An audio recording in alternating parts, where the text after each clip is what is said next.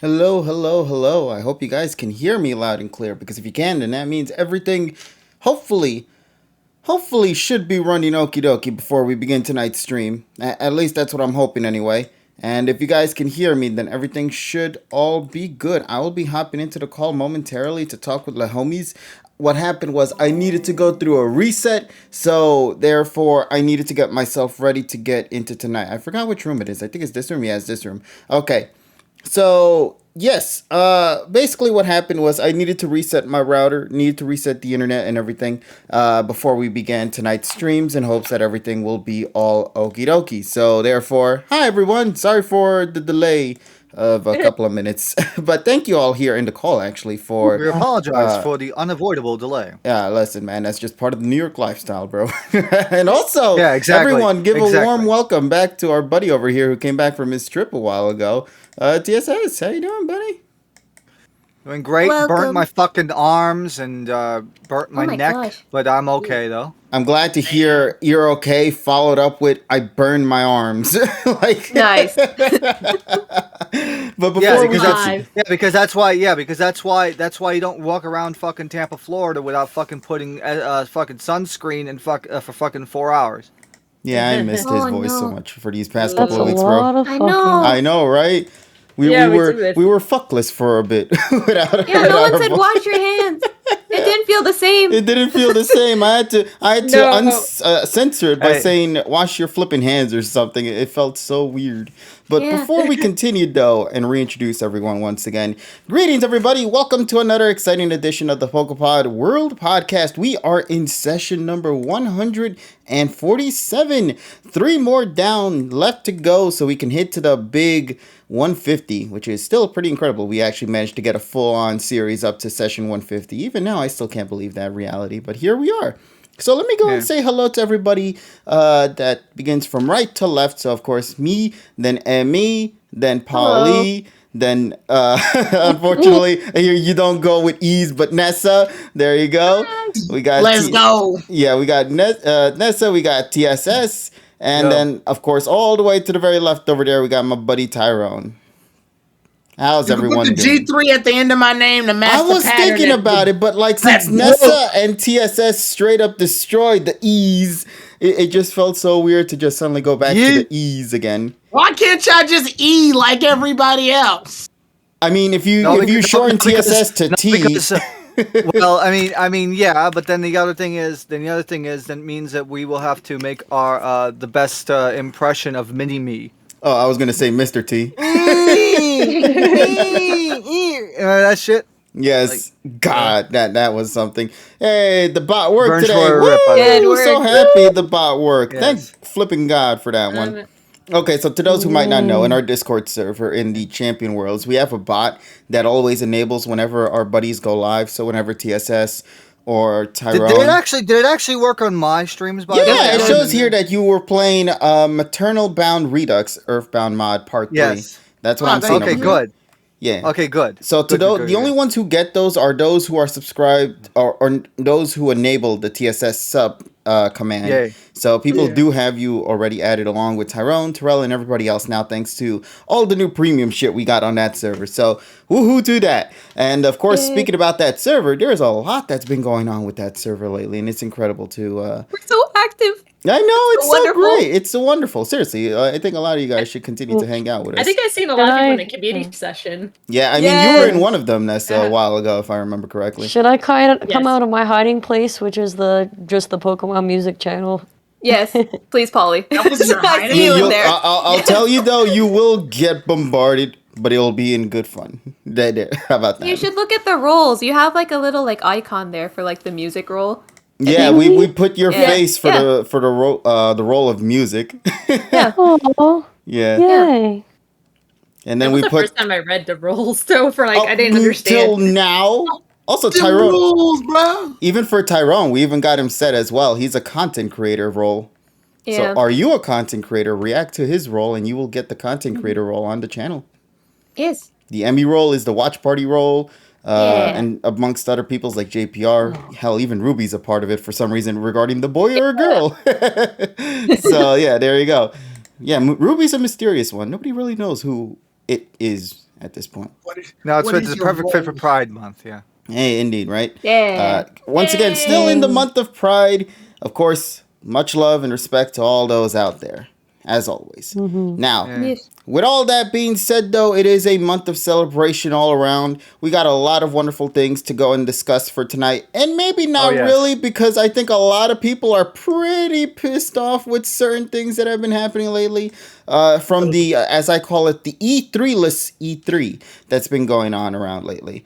So, to those who might not know, E3 has pretty much been canceled for this year, although they did state that it was going to come back in 2023. So look forward to it getting canceled for that year as well, sometime later down the Yeah, road. let's go. Yeah, But let's go. in the meantime, get excited for that. But in what we got, though, is definitely a mixed bag of emotions, from the Xbox presentation to Sony's State of Play, the Summer Snooze Capcom Fest. presentation with Capcom Presents with their titles as well. Who else was there too during The this year? PC gaming one, which is like it went way too long and just stupid. Yeah, and then the yeah. Summer Game Fest. How did I forget that? That was Summer, supposed to I said replace the Summer E3. Snooze Fest. Yeah, that logo is still Damn. perfect. I'm just saying. Yeah. So yeah, Summer Snooze Fest and amongst other ones. I think Devolver Digital also had one as well, which I heard was pretty good. So I don't know. That's just the things I've been hearing anyway.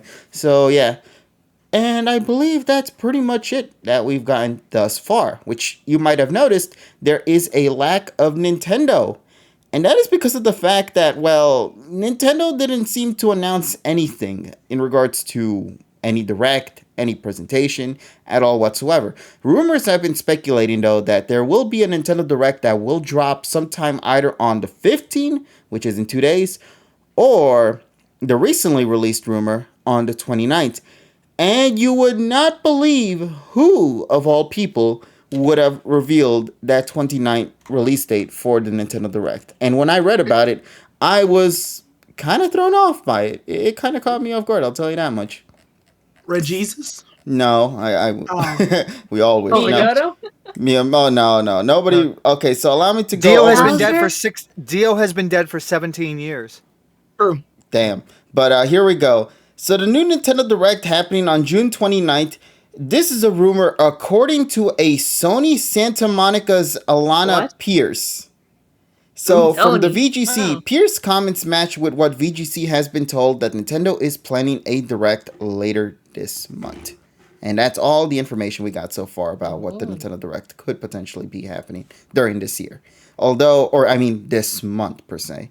But as of right now, though, yeah, we don't know nothing. So it feels weird. I'll be real with you. This E3 or E3-less E3 felt very, very weird. Hell, even with the Nintendo hype, there's like no rumors at all about this E3 presentation for any of them.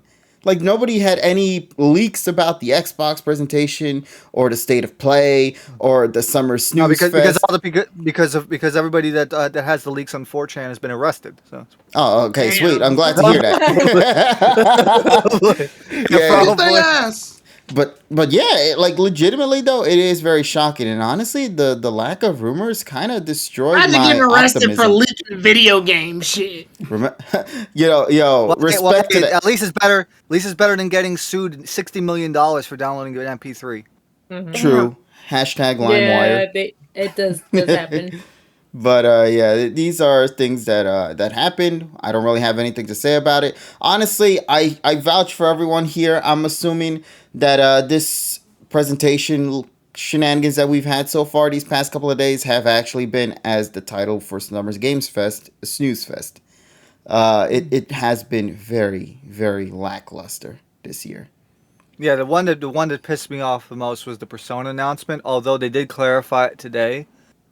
So Persona 3 Portable. Why the fuck Portable? 4 Golden and 5 Royal are coming to... Well, they first announced it yesterday on the Xbox. But then today Atlas said that it's also coming out on Steam and on PlayStation 5. But they didn't make any sort of additional announcements. Yeah, hell, where's the Nintendo? Excuse me, buddy. Nintendo, Yeah. where are you? No Personas on the Nintendos, the thing everyone kept clamoring for. Ever since That's right, that Smash fuck y'all. announcement of Joker? No? Okay. Oh yeah, Yeah, that's the right. thing- Fuck y'all. Yeah, and Yeah. apparently I was reading up that P3 Fess's engine is like extremely broken. Like every single cutscene somebody had actually posted that the code for Persona 3 Fess, every cutscene has duplicate models of the characters for every single cutscene. So no cutscene ever uses the same model more than once. And also the Nyx fight at the end has 14 identical models.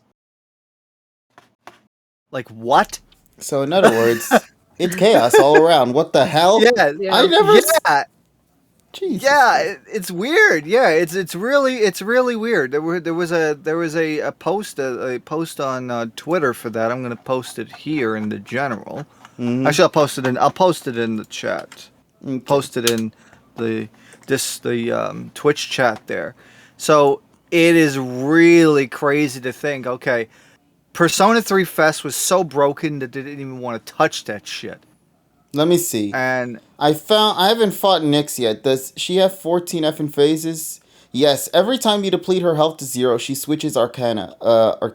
She starts from 0, Arcana. which is the Fool, and end with Yeah. 13, which is Death, her true Arcana.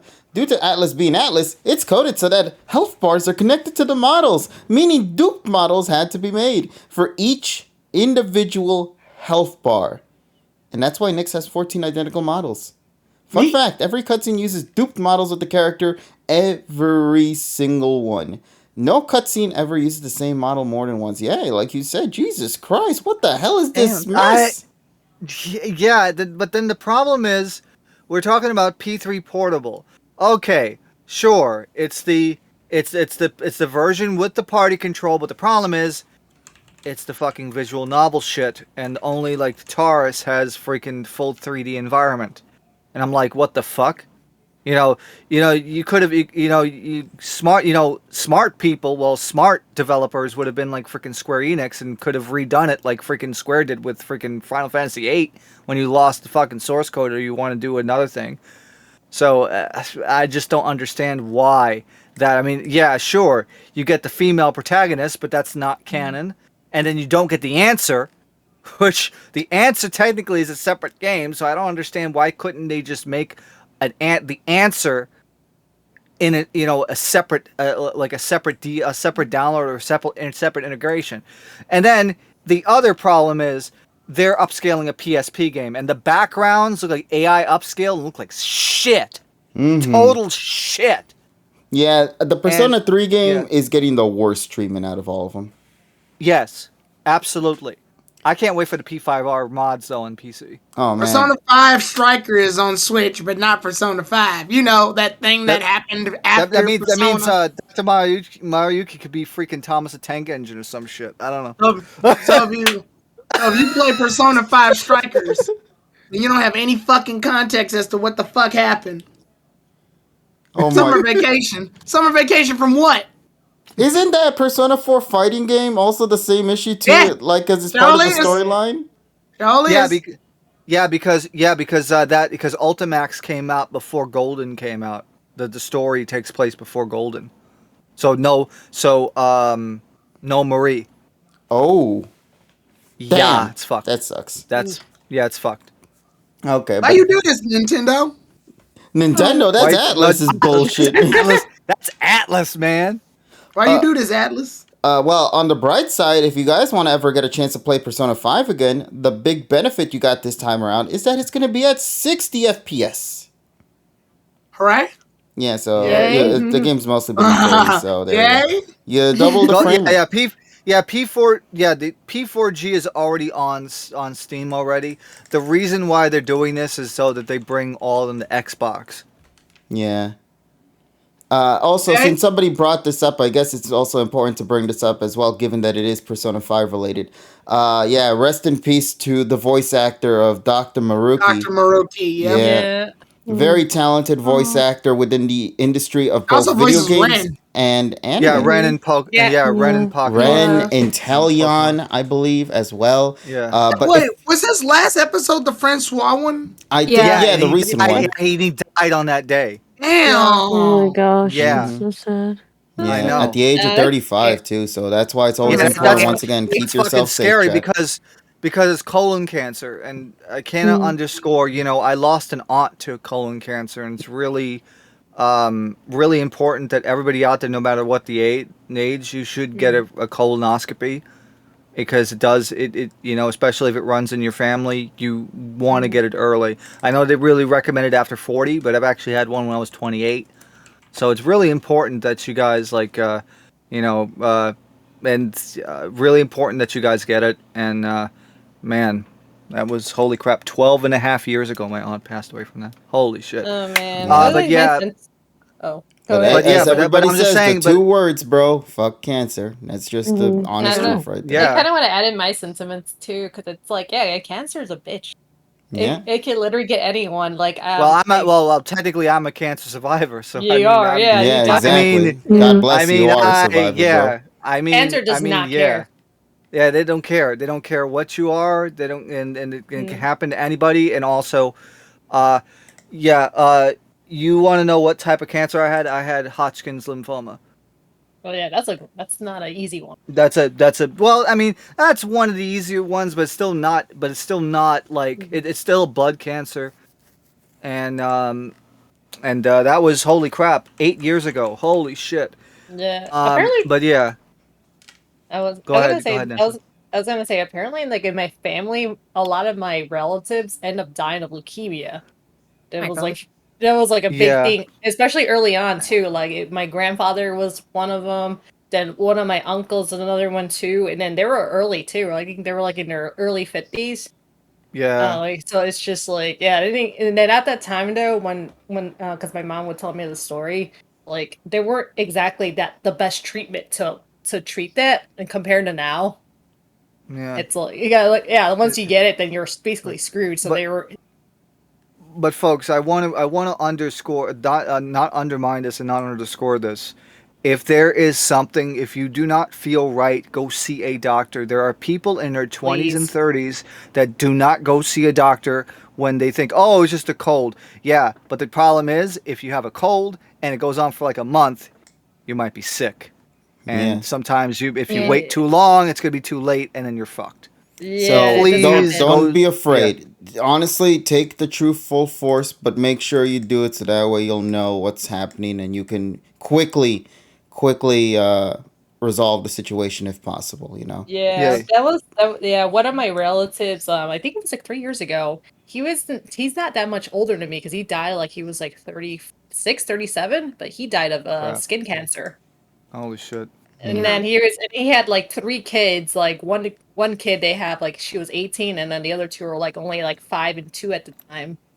And then Damn. it's like those 2 little kids like won't get to know their father as well. But I remember like the 18, she was like in tears, like Yeah. Okay. telling Yeah, it broke my heart, dude. I was like just hearing that, like Mm-hmm.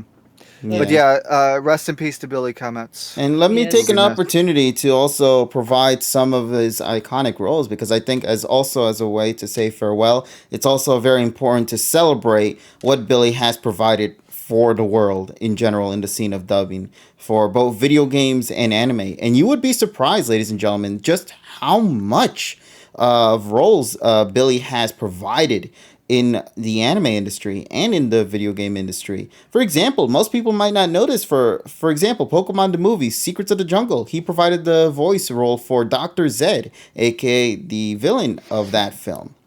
As well as if we were to go on even further, let's go down to, say, if I got it right here, Osomatsu-san as well. He voiced one of them as well. One of the brothers. I think which one? Which one? Because I've seen the dub of that Osomatsu, one. I think it is. Oh yeah. Mm-hmm. Oh my god. That's fucked. I hope he recorded at least season 3.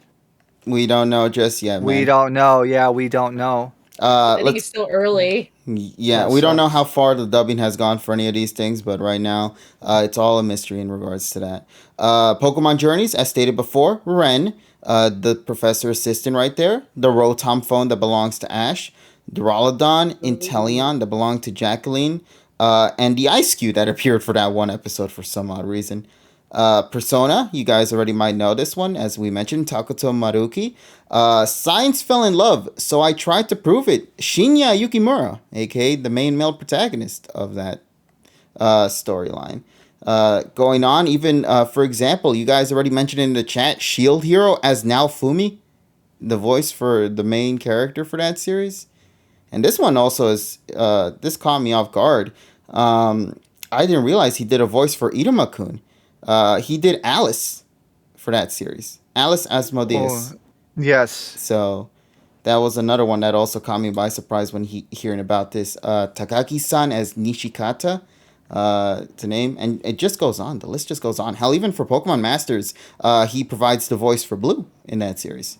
So you can go and look up online and see his role, and it just goes on from JoJo to Aggretsuko, Fire Emblem, Marvel, even Neon Genesis. Ferdinand. Yeah. So just an amazing cast of roles. And once again, we thank you for all that you've done. May you rest in peace, and may the things that you have provided for us be something that nobody ever forgets. And may those that are affected by this loss, my thoughts and prayers go out to every single one of them. So yeah. As TSS stated before, make sure, no matter what, always, if you feel even a little something, go check up. It's always important. Because a little, it's really, that little spark right there of deciding to make that chance of that leap can probably help save a life. And the guy was like a year older than me, so it really, it was a wake up call. Yeah, so. But I'm first of all, TSS, I'm always glad to see, like, every time you always tell us you're doing okay. And that Yes. is the most important. As a matter of fact, I'm seeing my oncologist 1 week from tomorrow. Nice. So nice. another blood that's test. good. So Yeah, so yeah, thank goodness for that, buddy. All right, so with that, as we sent our prayers and everything, let's go and transition now more into the world of, well, as he provided roles for gaming, back into gaming content then. Once again, the Hot biggest Wheels. controversy this month, ladies and gents, is as Tyrone loves this one, Sonic Frontiers. You love this game, don't you? Oh boy. I'm assuming you do. that love grunt of Roblox. excitement, bro. I can hear it. Have you seen that 60 frames per second footage? I seen the recent trailer, and it just begs the question: why didn't they just wait and show us this? Here's the Well, the answer. I don't know. Okay. I legitimately don't know. I would think it's probably they didn't. I mean, the IGN didn't get the 60 FPS capture, or it could have been an earlier build. So I don't know. I just first impressions mean a lot, and in unfortunately, video games in general. yeah, especially in video games. Which I mean, to be fair, with Sonic, Sonic has reached that level of cautious optimism for me to the point where I need to play a demo. They gotta give me a demo at this point. That I don't trust. First of all, how come everybody who plays the game to show us what the gameplay look like plays like ass in a game that I've never played before? From what we're hearing reports, the Sega company, Sega themselves were the ones that recorded that footage and sent it to IGN.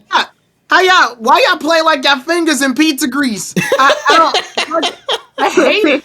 I hate the way they play. So before we get any further into this discussion for Sonic Frontiers, I just have to make a statement. So I was looking into Sonic Frontiers, and hear me out with this one, fellas, with this robot above my image here, above my head. Just saying that the people have already What is been that? making images, let's just say. For this. Oh, they already made a female Rule 34 version of that thing. Yeah. I saw it. You wanna fuck stones? Like What what? is this? You want to fuck Obsidian? Arigato, Lonely Goomba. Oh my god. It was thanks to your stupid ass tweet that we got somebody with a robot waifu? Question mark? Bruh. Yeah, no, don't worry. You want to fuck Yeah. geometric shapes? Want to Yeah. fuck minerals? Yeah, go. Yeah, stick your stuff in the earth. Oh my Yeah, God. You can't spell minerals without men. I mean, Time. look at that! Look at that! The yummy thighs, according that's to the true. internet, and that big thing as well, What according the to the fuck did internet. I come back to? What is this? Is that We're So talking somebody seriously about looked at Sonic. this Sonic trailer, saw this boss, and went, "Can I fuck it?" Mm. Like, Hey, that's hey. If they could do a smash or pass with fucking Pokemon, I Oh guess. God. So. And if you want to fuck a plant or whatever the fuck, whatever the hell Hey, it is, listen, we don't that's condone your that. decision if you want to mess around Yeah, with a we don't plant. condone with that. We don't condone with that. Yeah, we don't condone condone with that people- publicly, but you're not privately, a that's a different you're not story. a binosex- You're not a binosexual. What's wrong with you? I don't know what the The hell I Rock? am. I'm a Ruby. There you go. A binosexual. Let's go. Oh my God. I mean, we're gonna turn this shit into super robot bubble gum, right? Good lordy. If it's rooted, you shoot it. Like that. Oh. I thought everybody was fucking plants around here. If it grows from the ground, then it's Pound Town. Come on, guys. What? Oh Come God. on, guys. my. What? I thought Yeah, photosynthesis. Photosynthesis. Photosynthesis. photosynthesis more like photohittis. No. What? Photo. Photo hit at this. You know what? What the What the fuck? fuck is photo hit it I is? mean, Like, you're not. Photo no. hit at this. I didn't stutter. But see, we won't be sharing that here, Robson. Oh God. Oh lord. So, chat. is this I'm thing? just asking you. Why does it have Wood? legs? Wood. You never heard the expression I Tis eat this grass? wood. Looks like a. Wood? No, that was a question mark. Also, You never heard the expression I eat grass? Why does The it have opposite. legs? Because it's Why? a Robobot. I mean, you know, I don't like it. How did Alternate Deoxys dimension change? across- it's just asserting its dominance, man.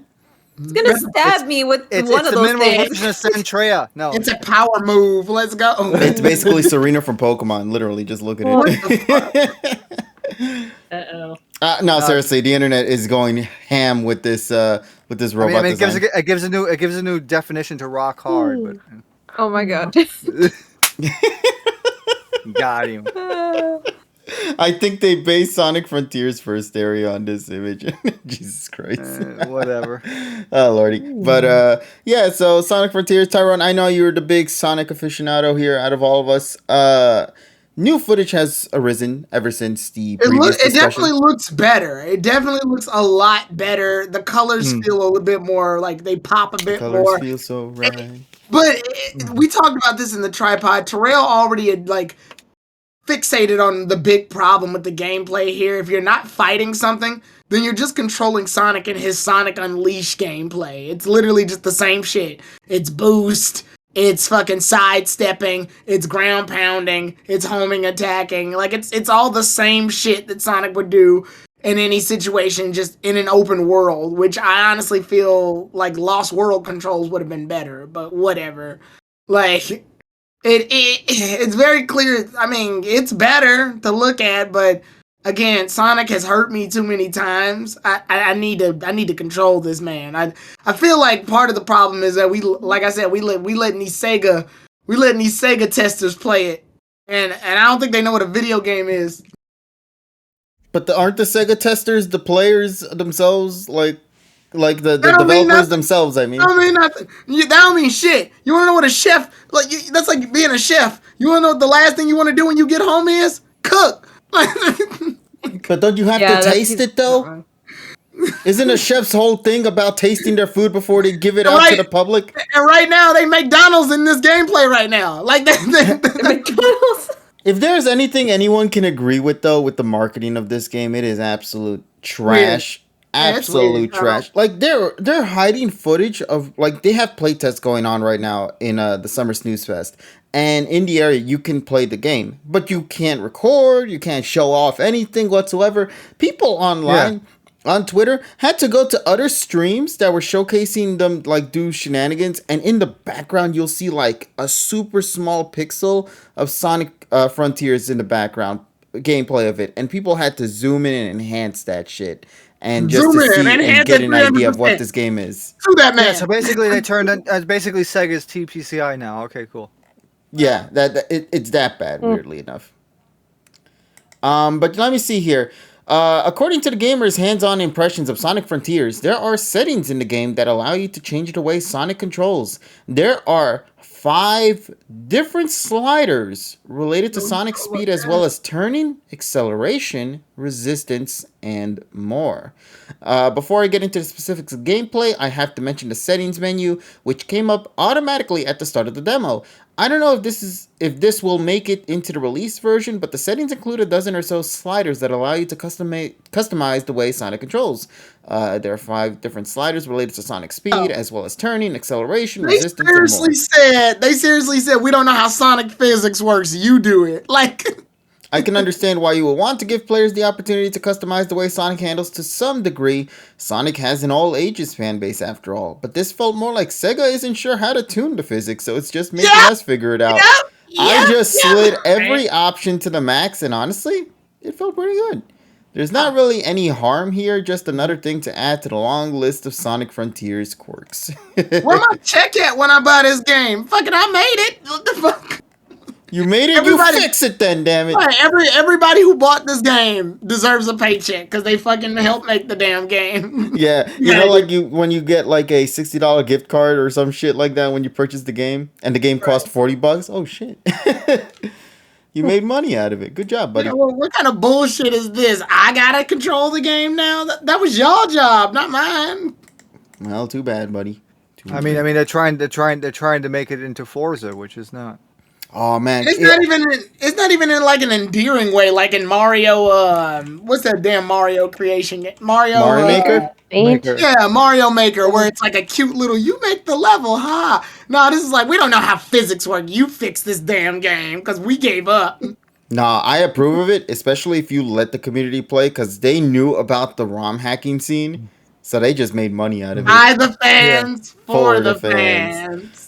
Speaking about like the Forza, thank you TSS so much for bringing that up because I have to talk about this. I have to, and this is a nice transition to the 2 Forza announcements. 2 Forzas. Let's get into the Xbox presentation for just a couple of seconds, and why don't we then? For starters, why is the greatest thing of an announcement from that entire Xbox presentation the Hot Wheels collaboration? Yeah, with Forza Horizon 5. That was dope. That has no right to look as incredible as it does. So allow me to explain. There is a brand new DLC coming out for Forza Horizon 5 titled the Hot Wheels DLC Expansion, which is going to be coming out on July 19. And I'll just come out up front and say, God damn, this wants me to go back into playing this again because this shit looks incredible, bro. I want to play this so bad. This is Trackmania on Forza, and it is such a beautiful, beautiful mix that I am so happy that it exists. It's great. But you know that's just for me personally. For those who like the sports racing type of games, there was another Forza announcement that came out as well. But I think TSS, you're more into that one compared to me. Yes. I'm more into the Hot Wheels. You're more into the motorsports, I think. Yeah. So in the presentation, we have the presentation of the 8th entry into Forza, the Forza Motorsport game, simply titled Forza Motorsport, which doesn't make any sense. I mean, you said Forza 7. It's like, okay, we're just going to forget about numbers now. We're just going to call it Forza Motorsport, but it is the 8th game. So, according to the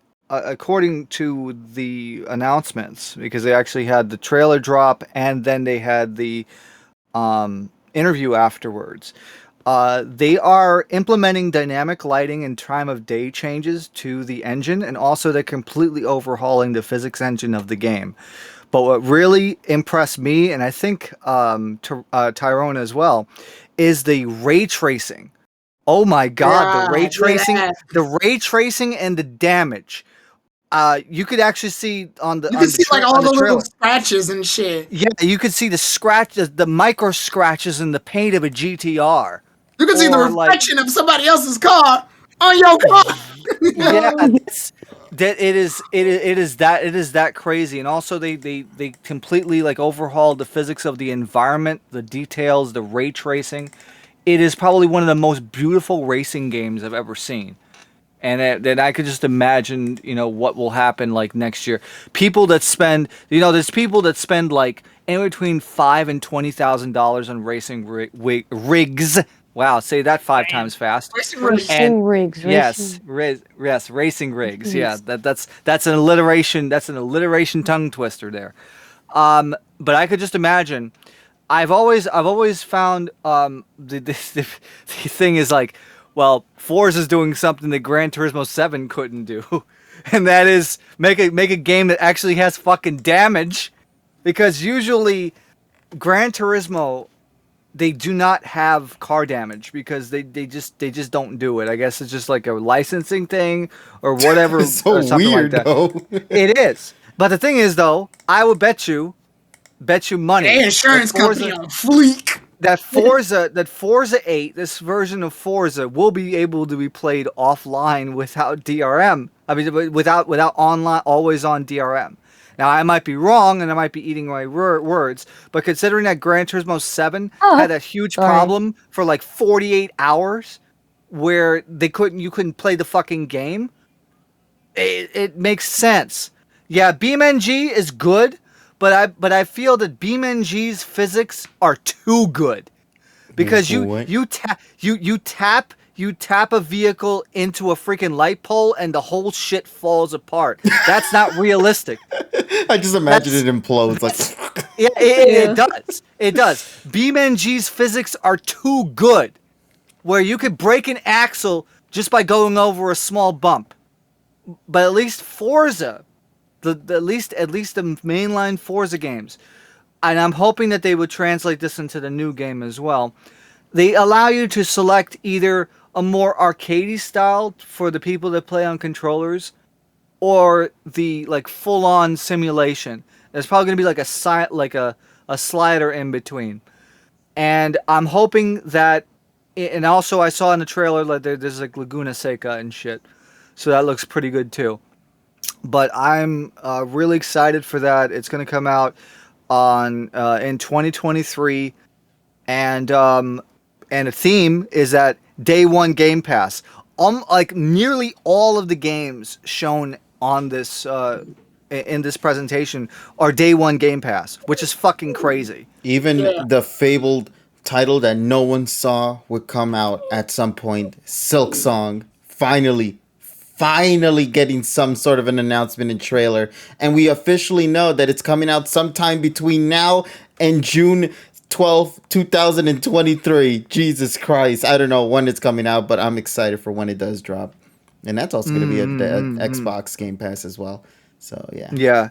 But I would say for the new Forza Motorsport game, I'm just gonna have to play that day one. That looks really intriguing, very cool. I can't wait for to play like the Dude, the let me single player. join you. Ever since I've played Forza Horizon 5, I've seen this entire franchise in a different light now. Especially, I think, Yes. after the appeal of what Forza Horizon 5 did for the country of Mexico and how beautiful it looked.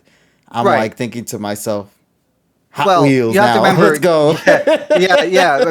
I mean, Forza Horizon 5 will always be the arcadey one, and Forza Motorsport will always be the simulation one. But I like the fact that they have two different types of games for the people who want more arcadey or more sim. And God, people that pay for fucking iRacing, oh my God, they are fucking getting ripped off, because fucking Forza probably could become the new standard. Because fuck GT7, fuck that game, and fuck GT Sport 2, because those two things you have to be online for, always on. It's not worth it. Dude, the controversy behind it is hilarious. And I'll say this right now: the ray tracing on Forza 8 coming up looks much better than the GT7 one. I'm sorry.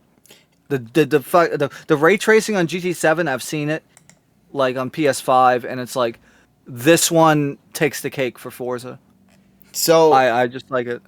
a little interesting fact about the ray tracing. Apparently, this title is going to feature not just any ray tracing, but real-time ray tracing on track. That's fucking crazy. How did technology get so far to do that, bro?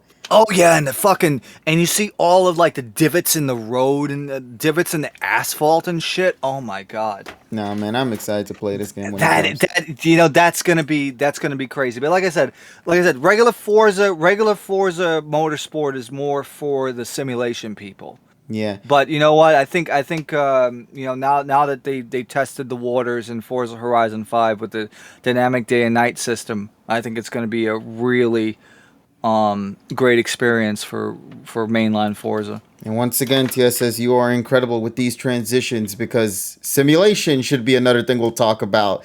Do you guys know the Halo theme? Oh, Yeah, oh god! If you saw our reaction, oh my god! dude, everyone lost their shit when the flight simulator from Microsoft is going to now have a collaboration with Halo Infinite to incorporate an aircraft from the Halo franchise into the flight sim game.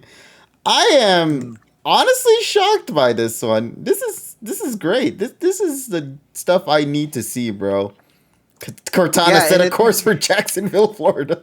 Yeah, and the thing is like, and the other thing is like, this dropped and this is available right now.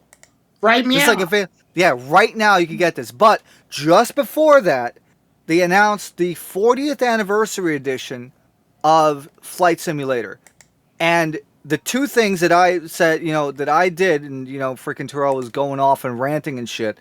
Yeah. Kitty Hawk, so you're actually gonna fly Kitty Hawk, and you get the Lindbergh plane Spirit of St. Louis. Yep. Which is officially sponsored. I know what that plane is. Yeah, the Spirit of St. Louis. There.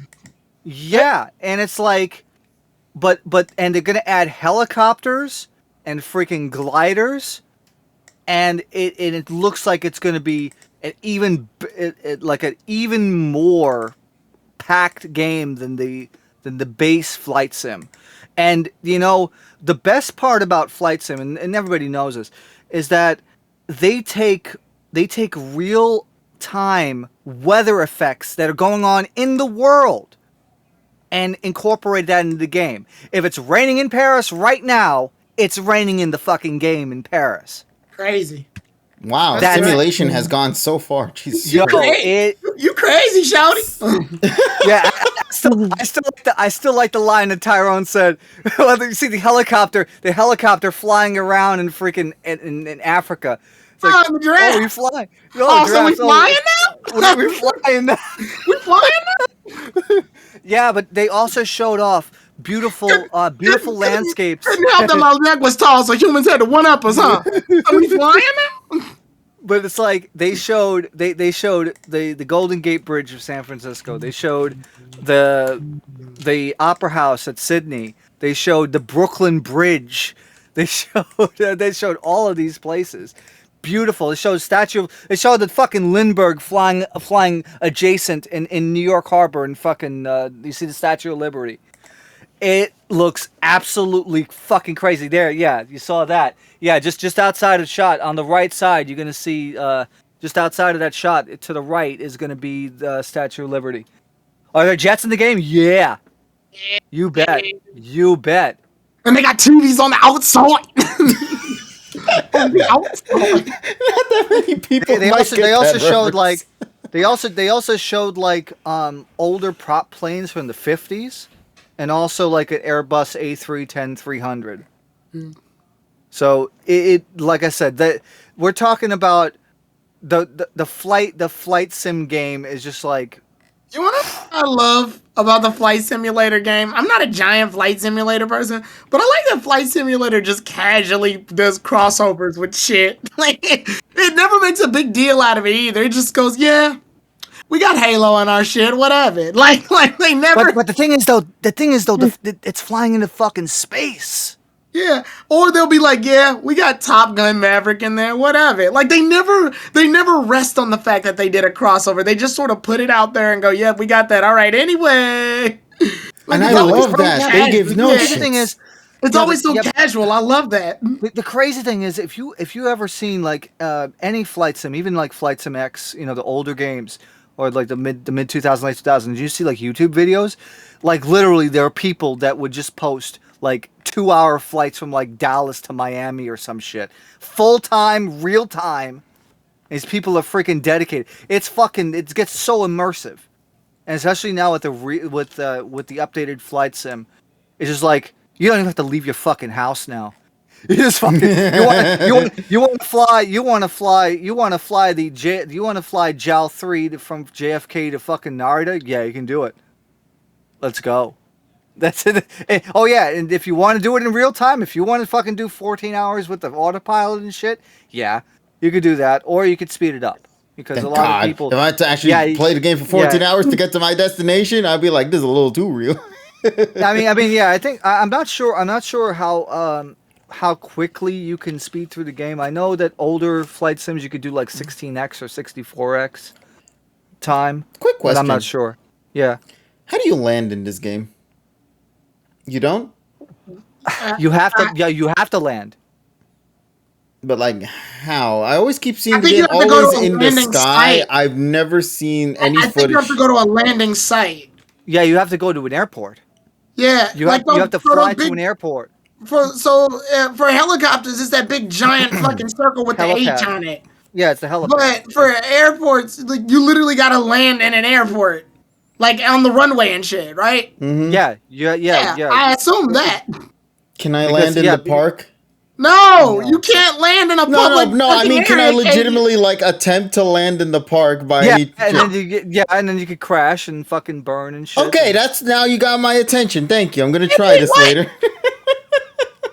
Listen, I don't want to be the standard. I want to express my feelings by crashing into a tree. This is a simulator. I'm gonna say a statement here, and that is, this is 100% real.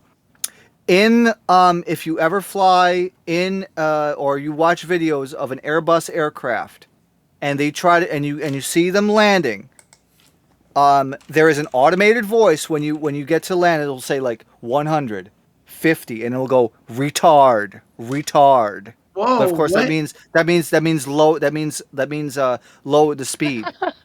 Well, Because Oh, means but it lower the sounds like speed. that basically. Yeah, but it's like a male voice. You could listen. You could go on any YouTube video, just search for like Airbus A320 or A330, A350 landing, and that's legitimately the automated voice.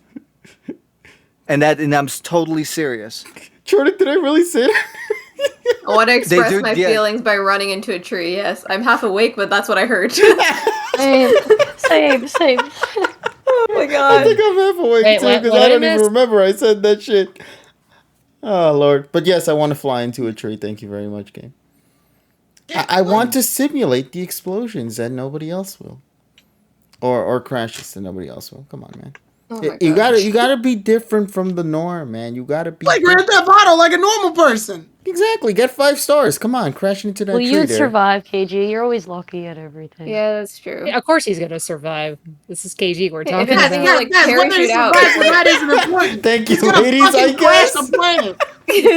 You like you're missing- parachute out before it Give me that vote of crashes. confidence. Everybody's missing the fucking point. He's gonna crash a plane. That's a felony. No, but see, the most important there's thing no is one in there. I'm Yeah. okay. Okay. He'll get There's out no of one in it. there. The right? casualties that occurred over there are not my responsibilities There as are long as I'm people in the- He'll okay. use some There are bullshit people- excuse that'll get him out of jail. What the fuck? As long as He I'm has a- okay, everything that I caused is okay. You know what He I has a mean? get out of jail free card. It's okay. But But you just, you can, the problem is you just killed like 300 passengers. Exactly. They'll or be you Not can be my finding problem. to drown. They- Yeah, but the most important question is that tree okay? Is it okay? yeah, Oh my apparently the God. tree is programmed to stand still, but my airplane went poof. So yeah, I'm pretty sure the Damn. tree's dead. Damn, bro. that's a JoJo tree. Especially- It's gonna beat my ass. Especially if it's a huge plane. Like that tree's gonna go down in flames. KG, why? Why can't we just fly a plane normally? I think someone said that already. Because you see that Exactly. everywhere. Every Yeah. footage is out there that sees Well, generic you know fly what he from is? A to B. Let me He's go and Snoopy in the Great Red Baron. Did you just pretend the airport landing is a tree and then just go there? All right. I'll try. Yeah? I'll try. Yeah. Where are we dropping KG? We're dropping. Fortnite, let's my go. God. We're going to That's true. Tomato Time. Oh, town. I mean, Jesus Christ. Make sure you thank the driver. Oh, by the way, TSS, you might know this well. Where is this game available outside of the Xbox system? It is available on the Microsoft Store or on Xbox Game Pass on PC. I believe also you could buy it. I believe you could buy the latest Flight Sim off of Steam, if I remember correctly. I think it's this version though.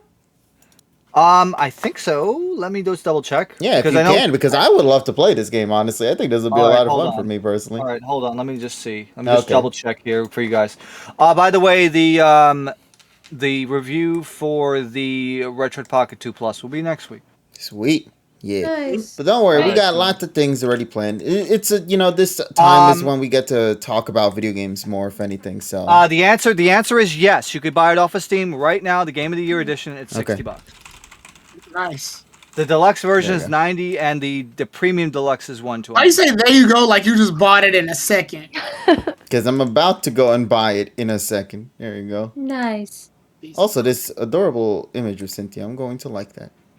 Okay. Anyway, so let's get back into plot of events. Yeah, that's really all I cared about for the Xbox presentation. I'll be real with you. No banjo, no Perfect Dark, no nothing really. Nothing else was really that good. Mm-hmm. Yeah, they did the Persona one was a great surprise, but it's just like P3P that was the most disappointing. No, P3 when it got announced was hype, and then you learn all the details, and then you lose your hype. Oh, Starfield. Yeah, you're right. Starfield. The lame game, yeah. Boring. AKA the game that comes out before Elder Scrolls 6, basically. Not a good Outer Worlds game. The problem, so I have a statement. So 2022 and 2023 has been basically like space games. There was a trans track that was made in 2006 from Ronsky Speed called The Space We Are.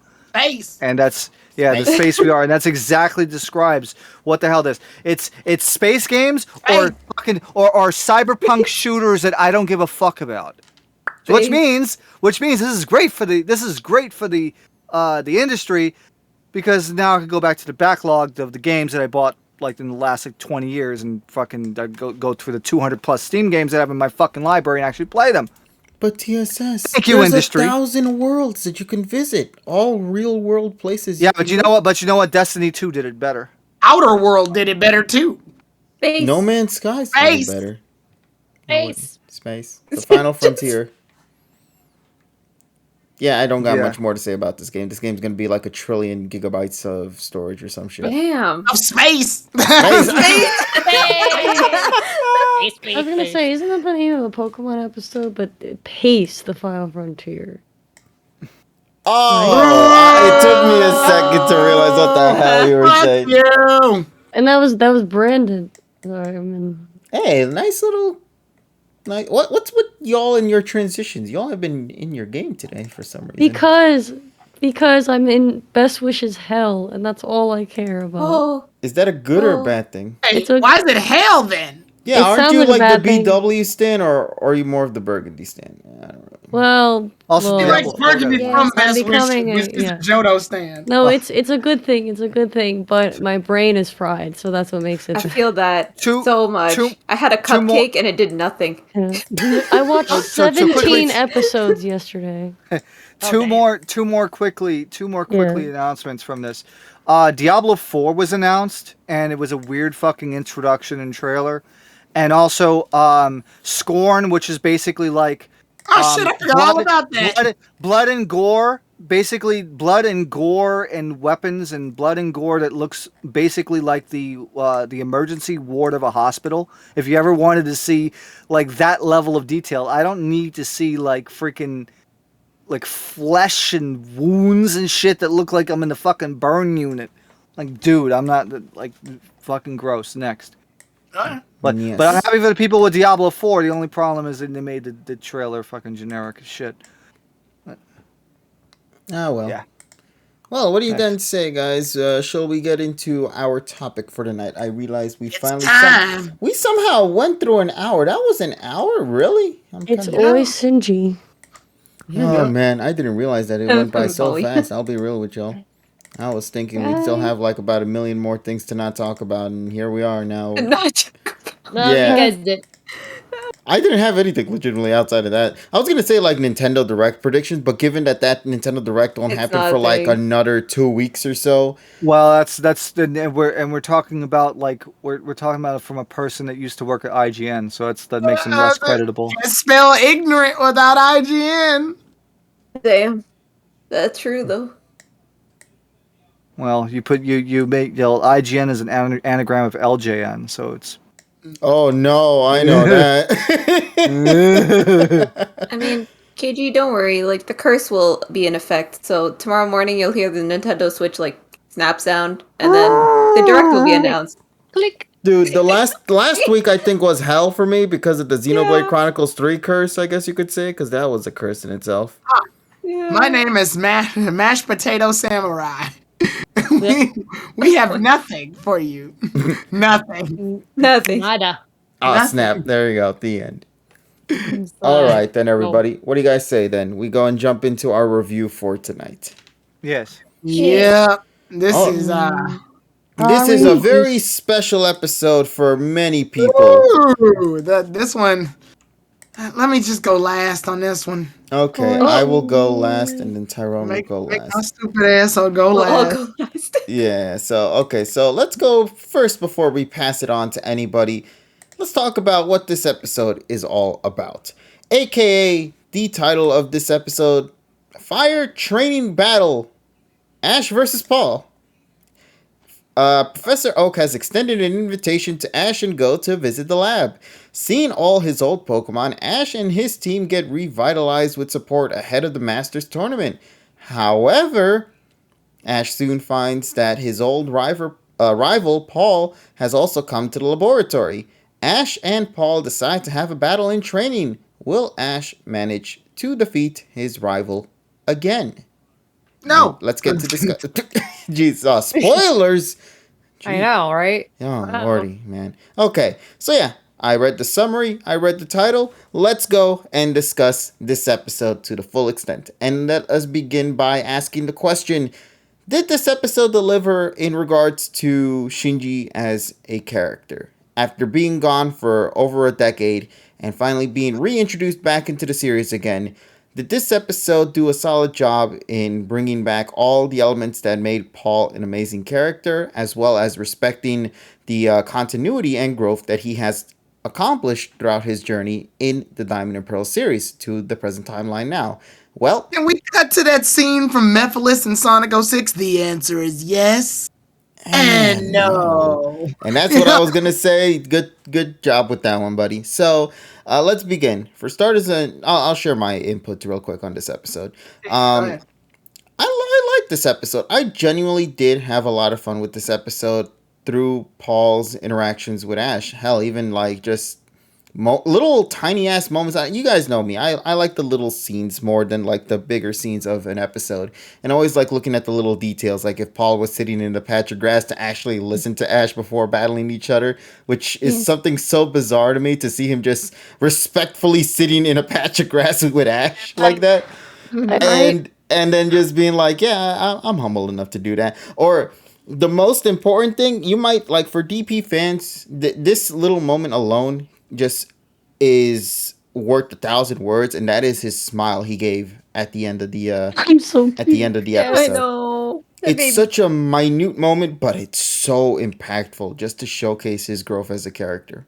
Sometimes you don't always need to, tell it and just simply show it, aka show and tell. The smile is the key, indeed. So yeah. So that to me was like my favorite highlight of that episode. It really did a wonderful job in showing Paul's character and his motivation and his goals and what he was trying to achieve when it came to Satoshi's inclusion. Also, Terrell Jumpscare apparently. How you doing, buddy? Hello. Oh boy. Yeah, I'm gonna put you here to the side, buddy, while I shrink this down as well. What are you doing here? Yeah, I can look over. Oh, Just okay. came- Remember I the came to- PokePod. I came to observe. All right, we got almost everyone here apparently. Yeah. Jesus Christ! For a man who Misty. doesn't watch the series, that's pretty good. Yeah. Actually, no, I made him watch this episode, so technically he saw it. You made him? How the fuck Oh, did you do man. that? How the Oh, fuck that's did you do right. Well, that? that's what I asked, saw the right. other day. Oh, that's right. I did see the episode. I didn't know. Wow. I Oh did yeah, forgot. that's right. Wow. Oops. What the fuck, Terrell? That's a big thing to sort of not talk about. I actually, when we didn't have we really didn't have a chance to talk about it in general. It was just an impromptu moment. No, I just Yeah. asked him, and he Wow. said sure, and I'm like, okay. What the fuck? Wow. What the fuck? I didn't realize it was that easy, but I guess it really was. Hey, it be like that sometimes. Yeah, it do be like that. Yeah, It indeed. took I'm me not- bitching about it to get him to watch it. I was like, you need to watch this shit. Man, watch this shit. Boy, watch this shit. I think because I was indifferent from the get go, so it didn't make that much of a difference for me personally. Yeah, I think Yeah. you were more intrigued by the Pokemon than the Paul parts. If Yeah, anything. actually, yeah, I would agree with that. Yeah. So, but anyway, just to quickly Right. finalize my thoughts on the review. Yeah, I love the Pokemon in this episode as well. Seeing all the cute little references that are thrown around with the Pokemon, you have to pause a lot of the time just to catch Yeah. some of the Pokemon doing things in the background. Even there's like a cute little reference. A lot of people say this is supposedly a reference to one of the AG openings. It does look like it because of Glalie being the one responsible for that little waterfall scene, being reminiscent of Challenger. I think it is. Yeah, so- and also the birds flying around is reminiscent of Battle Frontier. Yes, as well. Yes. The opening sequence, I believe it was. Yes, the BF opening, yes. Yeah. So once again, just a lot of wonderful little moments here. You have to pause. You have to take a look at all the Pokemon. You have to see what they're doing, who they're chilling with, where they're training with, and it's just genuine fun all around. Hell, my favorite part of the episode to me was when Ash was gonna begin to battle Paul, and what do you see? All of the Pokemon that belongs to Ash over there at that stage to watch. Like, they didn't need to do that. But Iwane, I think, who was responsible for this episode, made Yes. that happen. And you could tell Iwane put his 110% with this episode when it came to the animation side of things, bro. Because he brought everybody back that he could. From the Tauros to the Bayleaf being up front and center. Iwane knew who to put up there at front. He knew who was the true simp for Ash in this episode. But like I love shit like that. So it just spread all and sprinkled all around the episode. Just pure fun. I will admit there are some little flaws with this episode. I think as many people could say that, and this is something I feel all returns are always like. You just would wish for more. You know?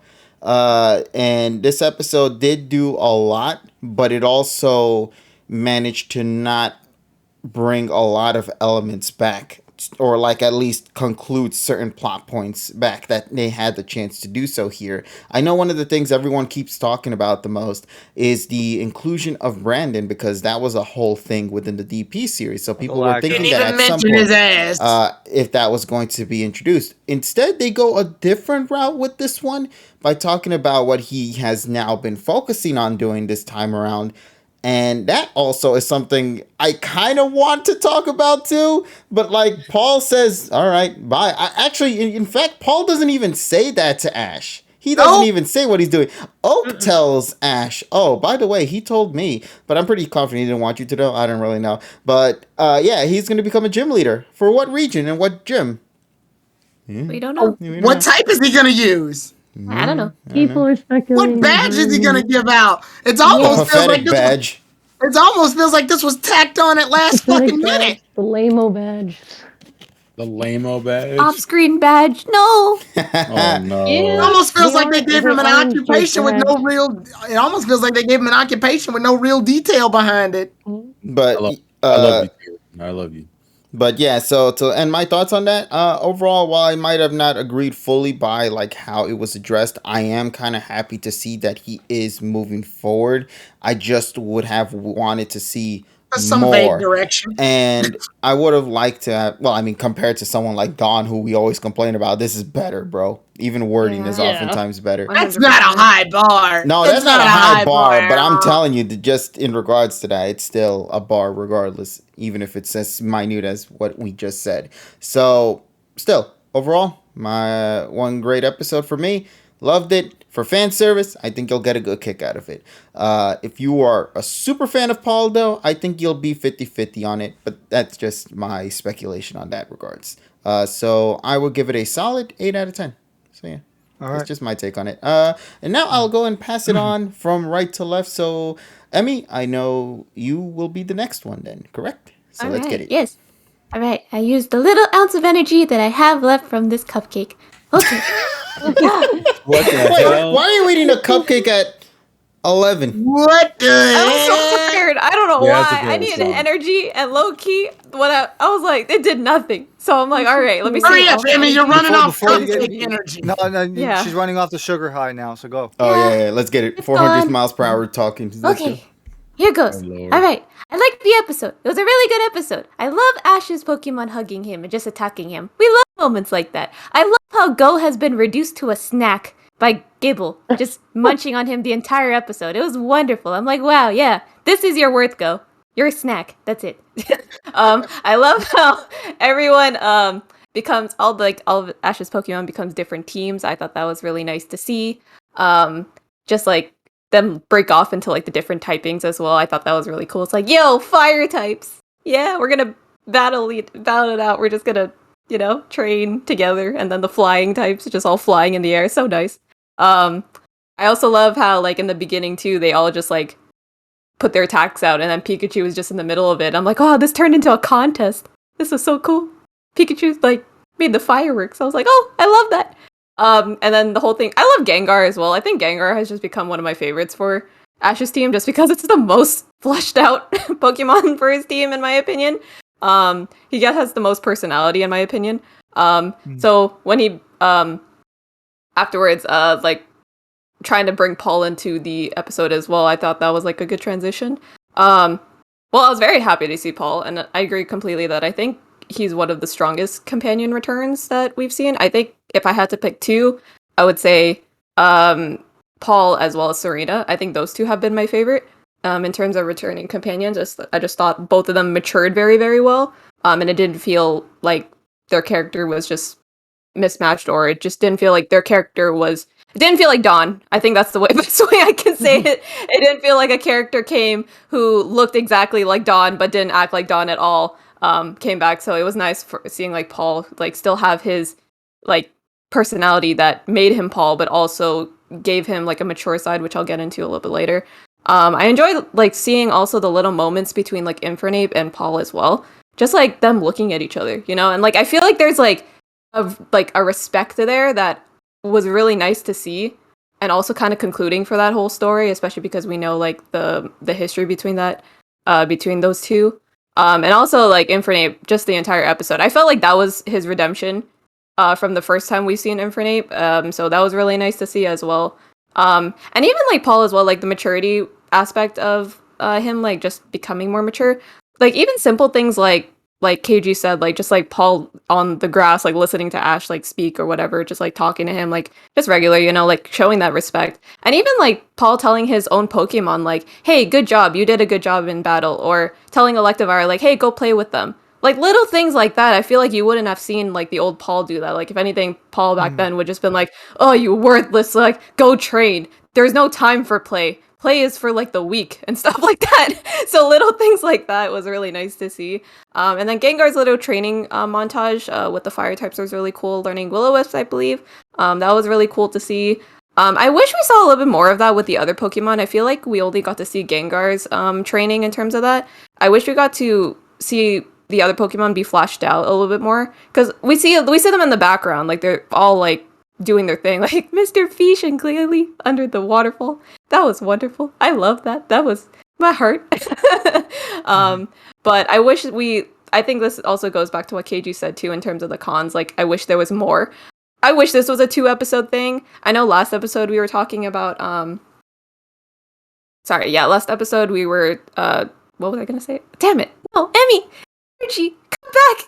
I thought last week we were talking. Brain is shutting down. What were we talking about? What was the episode last week? Oh, right, the stupid Project Mew thing. Okay, yeah. So last week, Go was. You could tell how much of an impact that episode left you with. 100%. Yeah, like Ash was training, right? You know how nice it would have been, like if half of the episode was Ash, like gone back to the lab, at least for that part, and then it would have been somewhat of a two-parter. Like, I wish we just got to see more. I think that's like the biggest thing for this episode. Is just like I love this, but I want to see more, please. Like more training, especially because of how big a deal this tournament, like not tournament, this championship is. I feel like yes, they were on the right path. It's just they need to do a little bit more. That's just me though, but I'm still happy we saw it regardless. I think that's.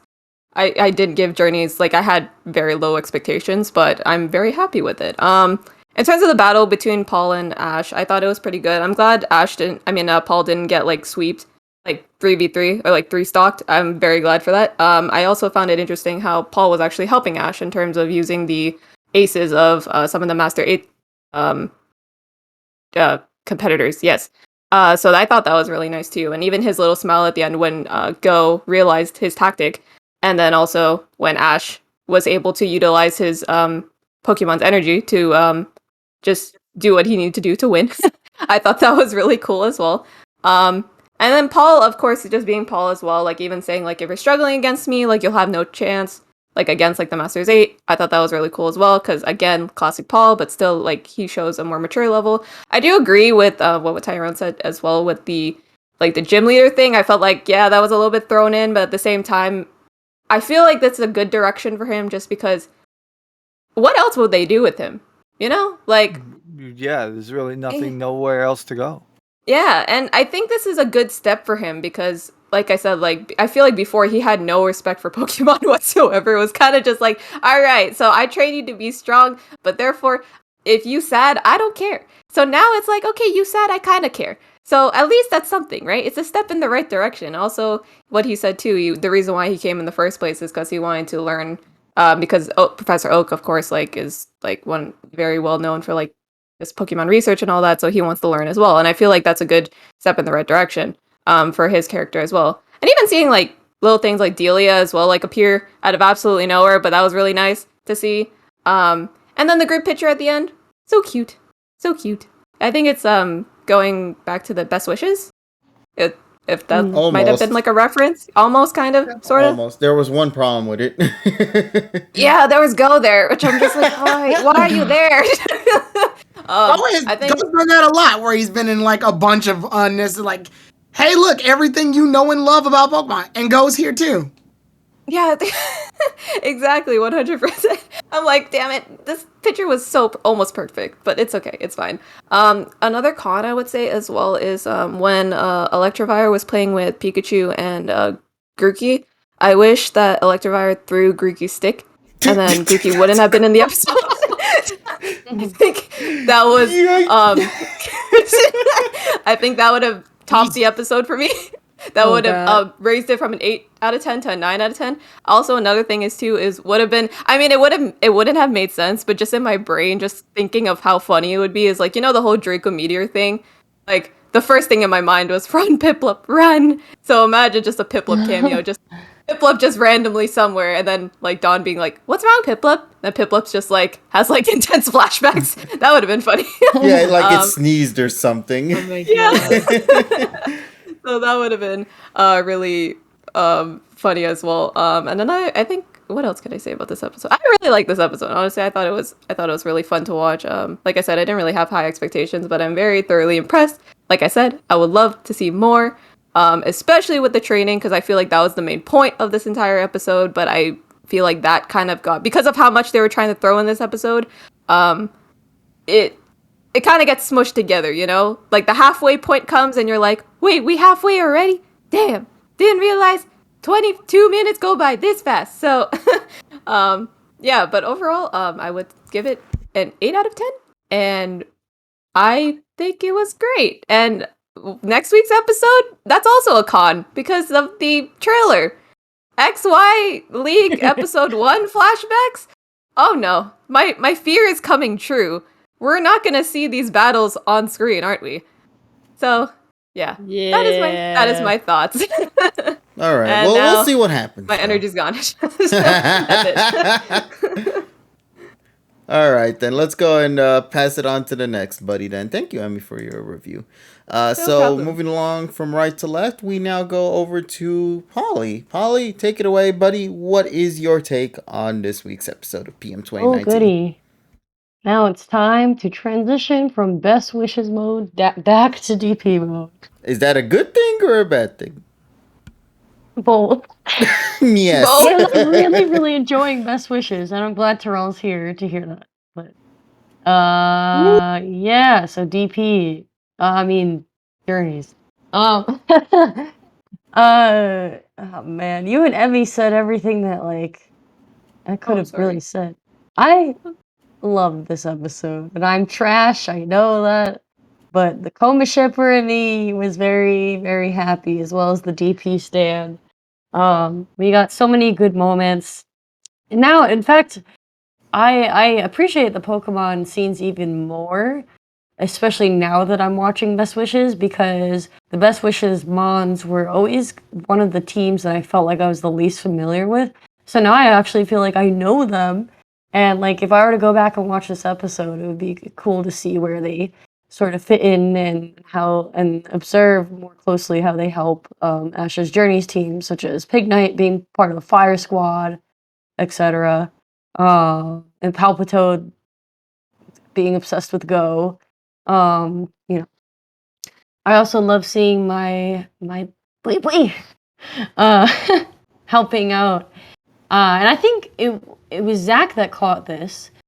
That Weasel was helping train Lucario, and Zach said Weasel knows a thing or two about Lucarios, and it flashed back to the Weasel and Maylene battle, which obviously I had the great honor of reviewing in his video, and so I thought that was a really cool concept. I'm wondering if they, or at least Awane, did that on purpose. So that was really cool. I'm glad Weasel had more screen time rather than just being an orange blob in the background, which is what he was in the last Journeys episode. So, aside from that, yeah, my cons would probably be. Maybe I should do the pros first. I'm all over the place. It's 11:22. It's okay. Emmy, stop rubbing off on me. So What just happened in the face? I don't know. what? It's like a bunch of random girl noises just happening. Random cuteness for no reason. Yeah, I'm just angry about all of it. Because we're tired.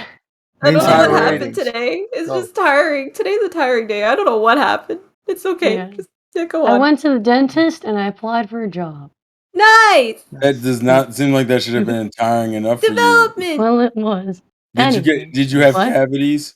No, I don't. But apparently, they need to look into the root canal I had when I was 11 years old. Because I might Okay. need to Damn. apparently get another one. Okay, so in Anyway. rooted, yeah. So I'm glad rooted into TSS the said something review, that yeah. sounded like a TSSism anyway. So that's funny. Yes. Continue. I love Paul's cute little smile. I honestly, I just think it was amazing that he went out of his way to get 3 of the Masters 8 mons that might be used and train Ash. I'm so glad that he's not in the Masters 8. And I know people are disappointed by that. I think it would have been cool to have them face off again, but I don't trust Journeys enough for them to do that right and to just completely, I don't know, disintegrate the sacredness of the Sinnoh League battle between the two of them. That's just my opinion. I think this was safe. I mean, that's Journey's issue, though, is that we have to constantly be on our toes, hoping that things are safe, and that's one of my biggest problems with it. But as far as this specific episode goes, I'm glad to see what they did with Paul. However, I would have changed instead of the gym battle thing. Obviously, I would have had him asked to be a frontier brain because that goes along with the whole story of DP with him going back to fight Brandon and the whole story with him and Reggie and that whole thing. It just would have made so much more sense. And I just feel like I don't want to say he's more skilled than gym leaders because gym leaders are very skilled, but it's just more relevant to him as a character to have if he were to be a frontier brain.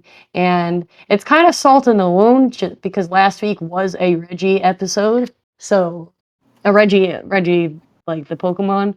I also would have liked to see Reggie or like have him have a Reggie, Paul's brother, reference in this as well. But you know, can't have everything. The other con I would say is that again, you had M20 music that you could have used, which is a remastered version of the Sinnoh Gym Battle theme. But no, you had to go with the Galar Wild Fan series. Yeah, right? Yeah. That sucked. That's starting to be my One favorite job. fucking catchphrase now.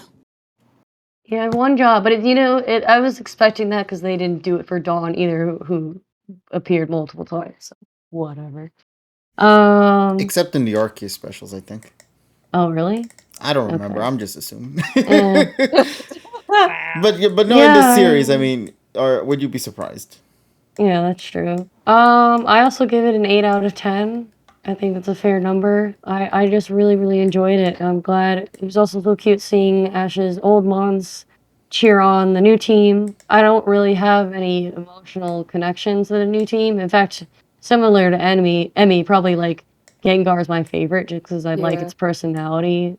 But like, other than that, I'm like, all right. But still, regardless, it was very wholesome seeing cheer for the team, and yeah, I don't really have much else to say. Alrighty then. Thank you, buddy, for that. So let's go and pass it on to the next buddy then. We got here Nessa for the mix. So Nessa, please take it away. Alrighty then. I guess a lot of you guys already said like all the good stuff that happened between that episode, so I feel like it's gonna be almost like a broken record at this point. But I guess a couple things I do want to add though is like I love how Paul is so chill now. It's like he has like a totally different vibe compared from like he was in DP. It's like now I guess from his character he's like no longer this power hungry guy like just keep going after power because like a lot of the tournaments like when he used to join it in Diamond and Pearl like it was just the power of his Pokemon like he didn't care about their well being or anything so he was just so lust for power and then compared to now it's like he's now trying to motivate like well he was trying to motivate Ash to to push him to be his best so it's kind of so I think that's for like that gym leader like kind of like that's what like gym leaders do where like they're trying to find her like they help the challengers find their potential and push them to be at their very best so I actually really love that touch about him, but also at the same time too, the gym leader to me it's a little weird because it's definitely left field, but honestly don't understand why I guess frontier brains are ignored in the anime. Like it seems like they don't exist.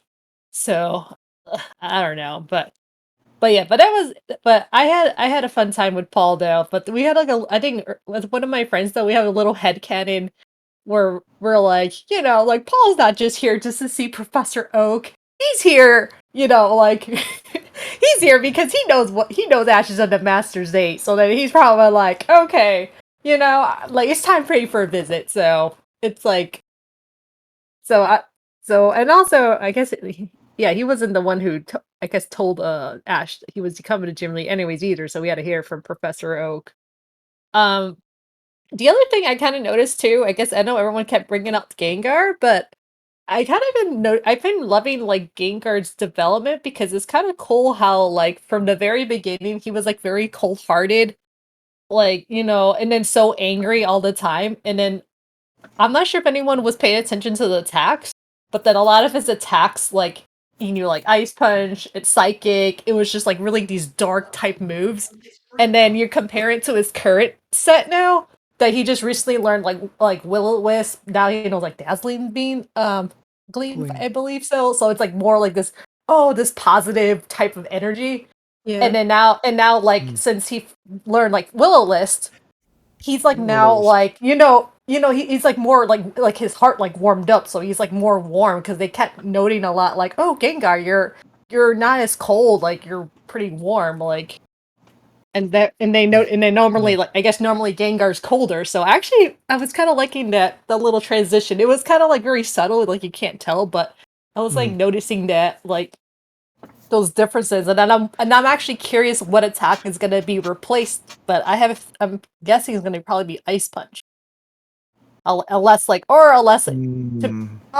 you know how journeys can be, because they kind of like that pattern to keep two of the same typing. But that was like this weird little detail because we don't know what exact attack. But I was just noticing that perspective, like how much Gengar developed. Like he's like so happy and free. Right. It's like he's been like the best if he can. Hmm. But oh yeah, that's right too. Sludge Bomb too. That was another attack as well. So then it's like, yeah. So that's why it's kind of like it's so interesting how like that change from like when he was from the beginning and then how he is now. So of all of his Ash's Mons though, yeah, Gengar for me is like he's definitely had like the best developed compared to all their Mons. The rest of his Mons, I kind of like the like low key don't care as much, but that's just me. But that was something I noticed. I brought it up. I wanted to bring it up, and then in the cons for me, no, actually, you know what, before going to the cons, and then the one other pro I did really like though is like I loved, I just love how the Pokemon were training. I think that was brought up already, but that was like the huge plus for me. We got to see all the Mons, like Yeah. get to interact with, which I don't know why that was not featured in the first time around in when Gary came back. Like we only saw like half the team, and then this time we got to see everyone. So Mhm. so that was that was like another cool thing. And then the cons though for me, there's not too many cons though. I guess one of the questions I think probably be a question to TSS. Um, for like a translation question. So Yeah. there was a scene in there. I guess they mentioned that I think when Professor Oak said that Paul wanted to be a gym leader, but I wasn't sure if that scene was said correctly or was there any translation. No, I remember I read the closed captions, and yeah, it's like he's looking to become a gym leader. Yeah. Just become a gym leader, then nothing Yeah, else. yeah, that's correct. Okay. I'll double check the CCs later, but I know that I knew that I interpreted that correctly. Okay. Because I did see like things on Twitter where people were like arguing against like saying like he doesn't want to be a gym leader or something along those lines. So Yeah, but yeah, that's like I said, I knew that that was the direction he wanted to go.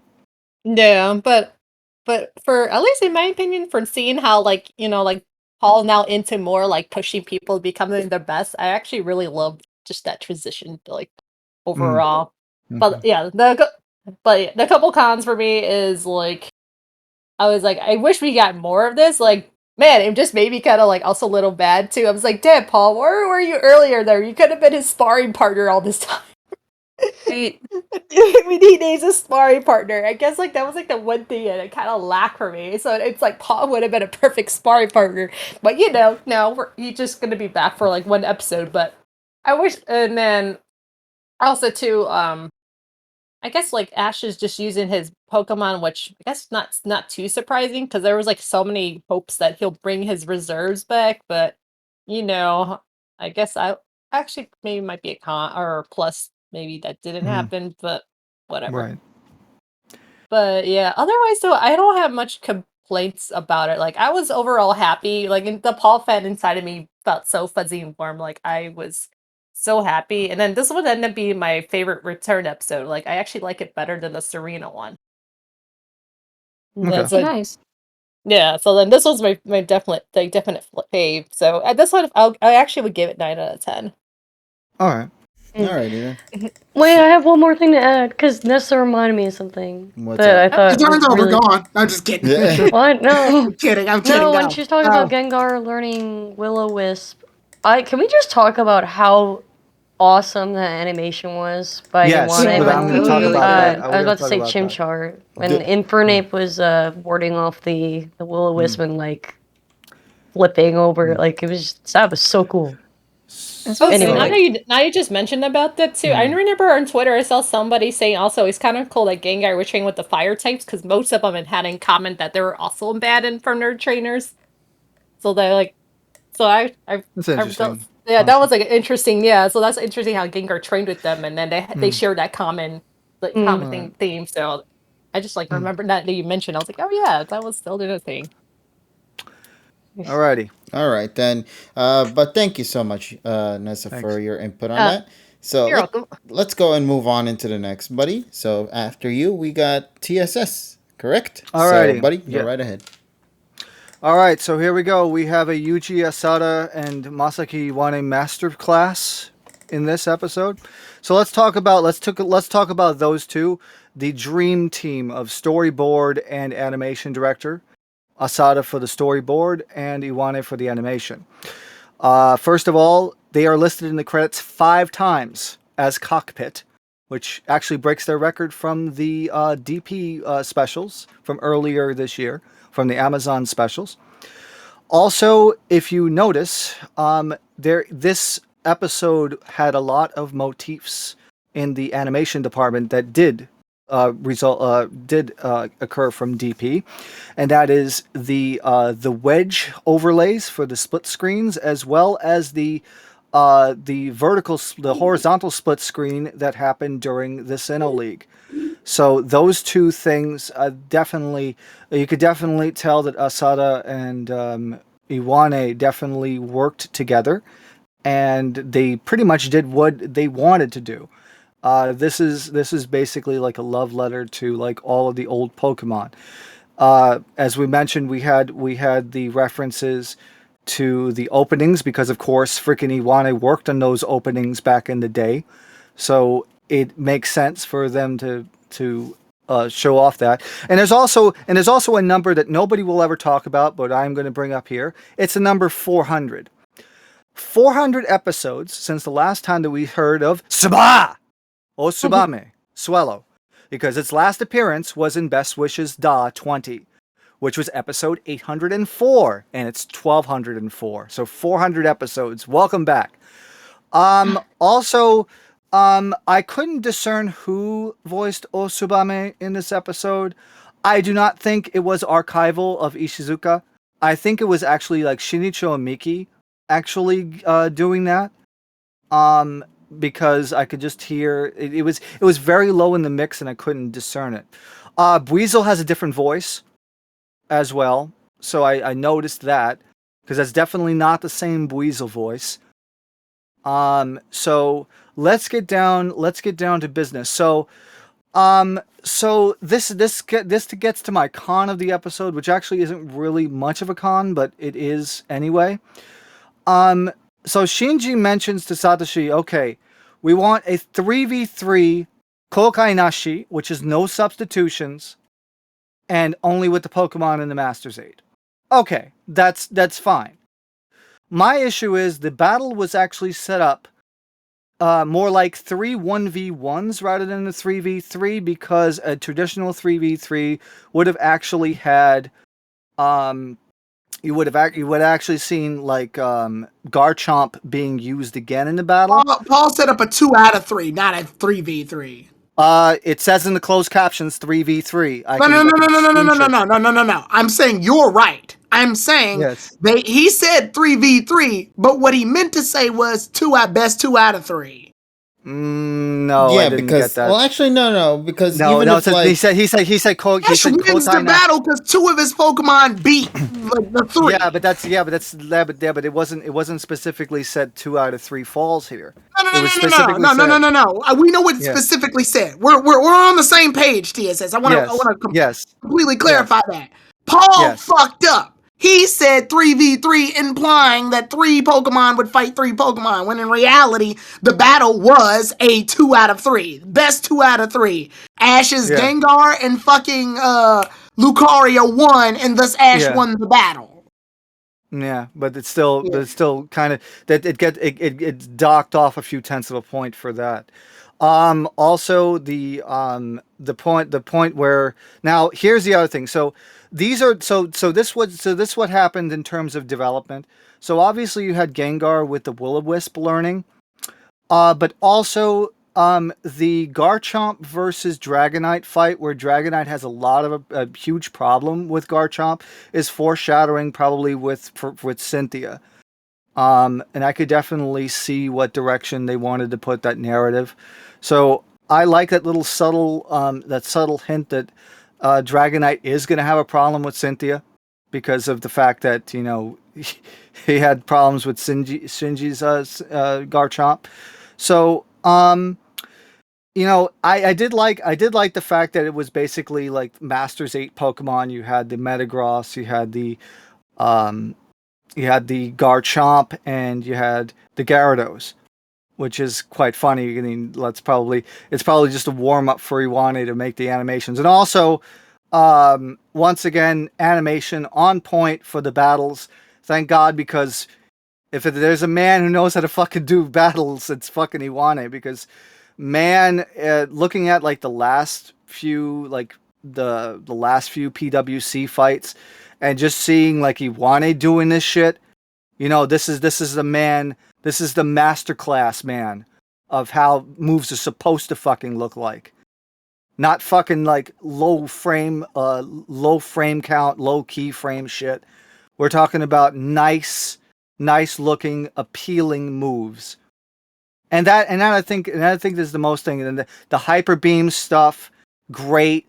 Like and also with the whole Gengar using Will-O-Wisp, and then you actually see the effects of Metagross's attack actually going down, and then he was able to withstand the attack.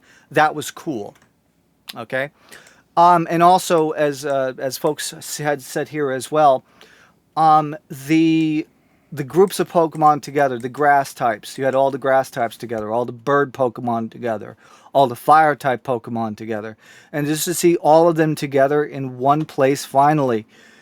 They've been waiting so fucking long for some of these Pokemon to reappear in this series again, and it's beautiful just to see that.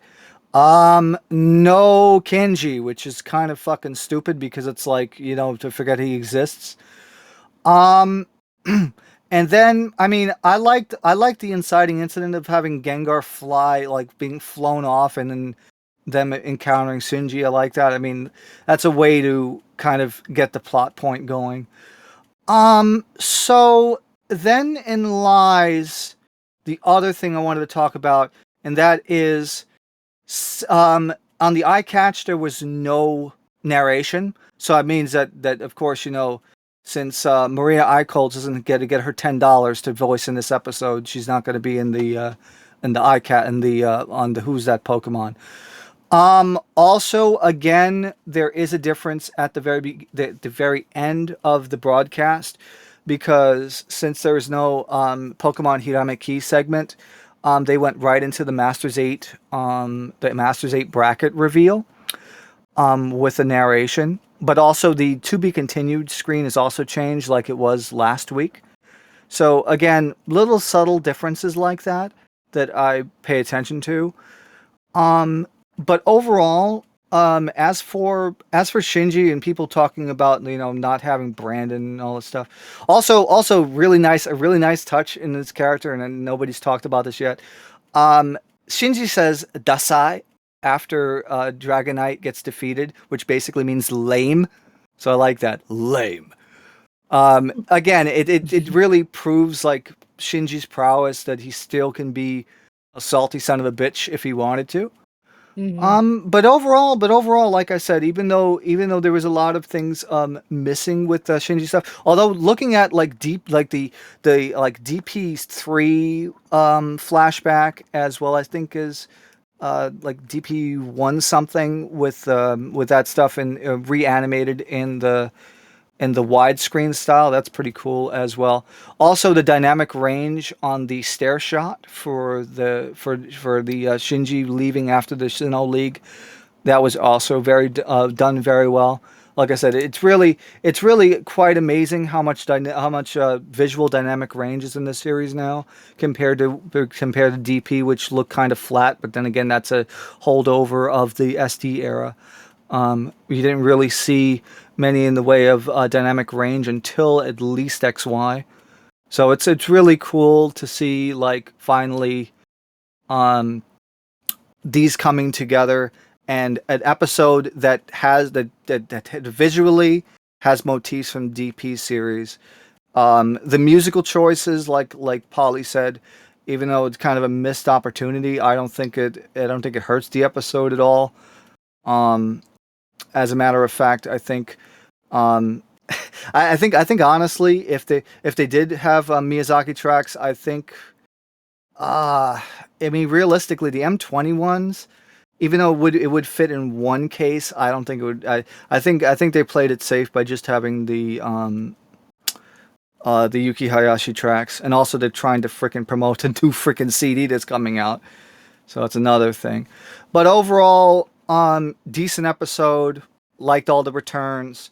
Shinji hitting to become a gym leader. That's enough of a satisfaction in my book to show that he has grown as a character. So I'm going to give this a 9.3. All right. So let me. Well, actually, Terrell, if you are here, since you did watch the episode, do you by any chance want to share your inputs on the episode? I mean, I guess. I'm trying to think. A lot of it's kind of been said. I think it's a fine episode. I like Paul, but I've never been I'm not a huge DP person to begin with. And although Paul is probably one of the best aspects of DP, he also isn't a character where I'm like, oh my God, I like him. It's more so like I like what he does. I like how he was a vehicle to kind of progress Ash's development throughout DP. Seeing him come back doesn't really do anything for me on a nostalgic level. I do like his kind of growth as a character. I don't feel like he's been done as dirty as some other characters who've come back in journeys. Um, he the bit to me, and I think we already mentioned this before, but like my favorite thing is the Pokemon stuff. Honestly, you could have took Paul out of this episode, and I would have been and had it just be focused on the Pokemon training each other, and I would have found it just as appealing, if not more so. Because one of the things that I feel like Pokemon underutilizes the fuck out of is Ash's team. Like I felt like, and I think it was mentioned before or earlier too, you could have easily made this a fucking 2 to 3 parter, focusing on each of the mons learning different moves. Because what it seems like they did is they took 2 episode concepts, slammed them together, and you get a decent episode out of it. But when you look at it, you're like, well, you could have gotten something way better than this. You could have got something way better than fucking The just this sum kind. doesn't equal its parts. Yeah, actually, it's almost like, listen, I have this fucking great idea. I'm gonna get all these super high quality ingredients, the milk from the Himalayas, and some shit, and like some magical bread, and all this crazy shit. And what are you gonna make with this? I'm gonna make buttered toast, and you're just like, what? Like the toast tastes great because of the quality ingredients in it, but it's like you literally had so many other options. Why did you just default to that? That's kind of how this episode feels like. You had a bunch of fucking high quality ingredients and you just said, well, I guess I'm gonna just do this simple. I'm just gonna mix them together and get something kind of basic. Um, Not saying those 2 episodes couldn't have happened. I guess my point is it doesn't that they don't really bleed into each other the way I think they wanted to. Like I get like the whole Shinji being a gym leader or using Masters 8 Pokemon to test Ash are things that could have happened in his own episode versus what they did here. Because like the training in fighting Shinji almost feel like 2 separate events. It works because the Pokemon featured are the same ones in the training, but there's nothing stopping you from having 2 to 3 episodes where 2 of the episodes of them training, the third episode is rematching with Shinji. It also to build some build up and hype for it. And because it also feels kind of like disappointing, like that Shinji loses in such a I'm not gonna say he loses it in like a devastating way, but he loses in kind of a whatever way. Like I almost forgot about the battle completely because I'm like, oh, that's right. This is Journey. Shinji can't be as good as he normally was. I felt like there were moments in that fight where it felt like Pokemon were just paused. Like I'm like, you could say a move, dodge, anything. Nah, just let it fly. And I'm just kind of like, I guess I shouldn't have expected. It's like I didn't expect much anyway. So I guess for what it is, it's fine. For what it does, it's fine. With the limited amount of time it gave itself, it's fine. But I think the core issue is that you had so much more to work with, and you chose to do not as much as you could have. So the result you gave me, it's fine. It's kind of like going to McDonald's and the food's higher quality than usual. It's cool, but like, well, fuck, I could have just went to like a real burger joint. The fuck, like, okay, like it's nice if your like for me, it's nice if your expectations are low, but it doesn't really do much when you sit there. It's one of those show episodes that's cool, and then I start thinking about it, and I'm just kind of like, yeah, I don't even feel justified praising this as much as I want to because it's like you could have did better, like a lot better. But it's I'm more like I'm a disappointed teacher. I'm not mad at you. I'm just disappointed. That's kind of how I feel about it. Rating. eh, I'll give it a 7. I don't think it's still above average, so I'll give it a 7.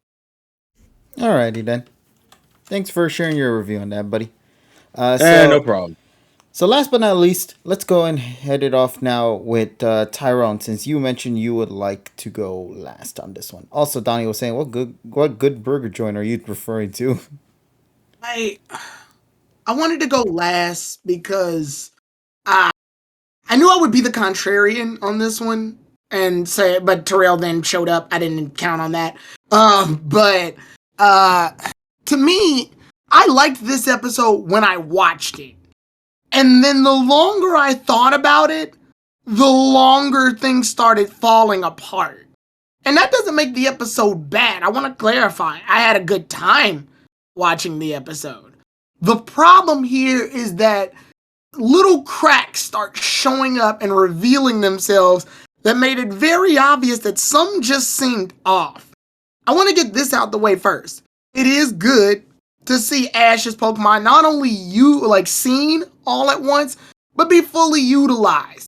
So it's not just one of those, hey, I'm back from a region, or hey, I'm here to visit, and then all the Pokemon gather up. I think the best we've gotten of that is DP, ironically, when all the Pokemon decided to do their own thing and they had to go find them. At least then you could see a little bit of their personalities throughout like their little shenanigans. Here, they're being used for utilitarian purposes.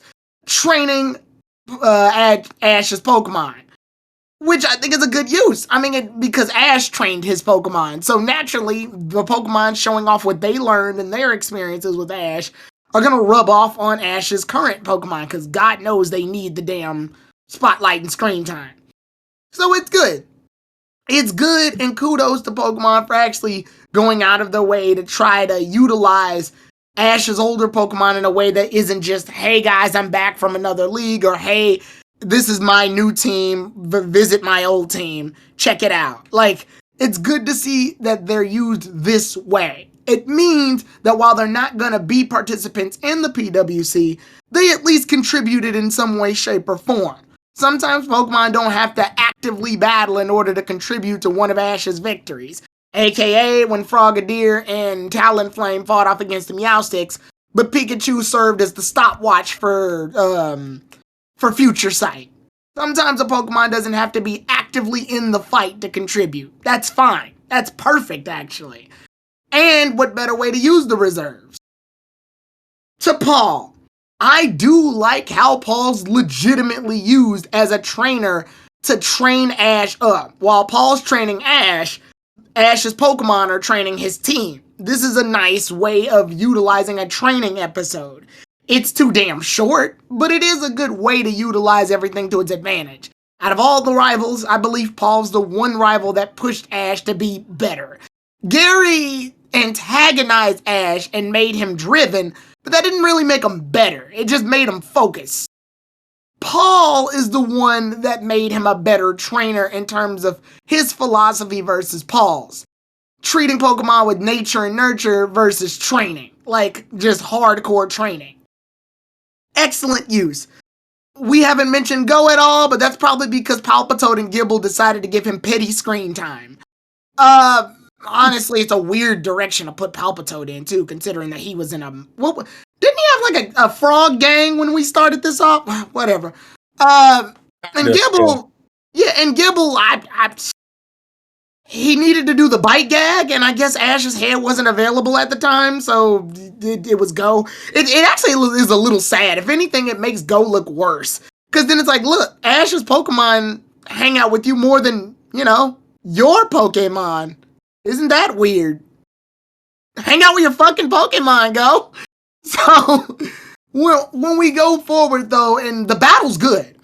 Loved the battle. I for one thought the battle was good. Terrell did just point out some of the issues I was going to point out where some moves did feel weirdly awkward. TSS pointed out a thing I was going to point out too. They say 3v3, but in reality, the battle is a best 2 out of 3. That's what happens. Like, yeah, Paul says he wants a 3v3, but Ash wins because 2 of his 3 Pokemon got the better of Paul's. Because Paul could realistically just use Garchomp and just win the fight if he wanted to. But after that, it's not, once we clear all of that out the way, even seeing Paul's development from being not a complete jackass to a decent person, that's good.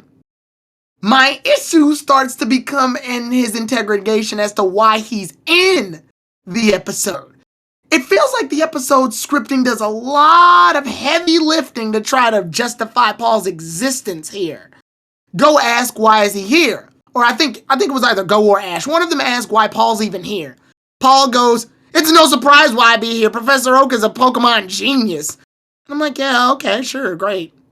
Why didn't you show up to Professor Oak's lab at any other of the times that you, what were you doing all those other times?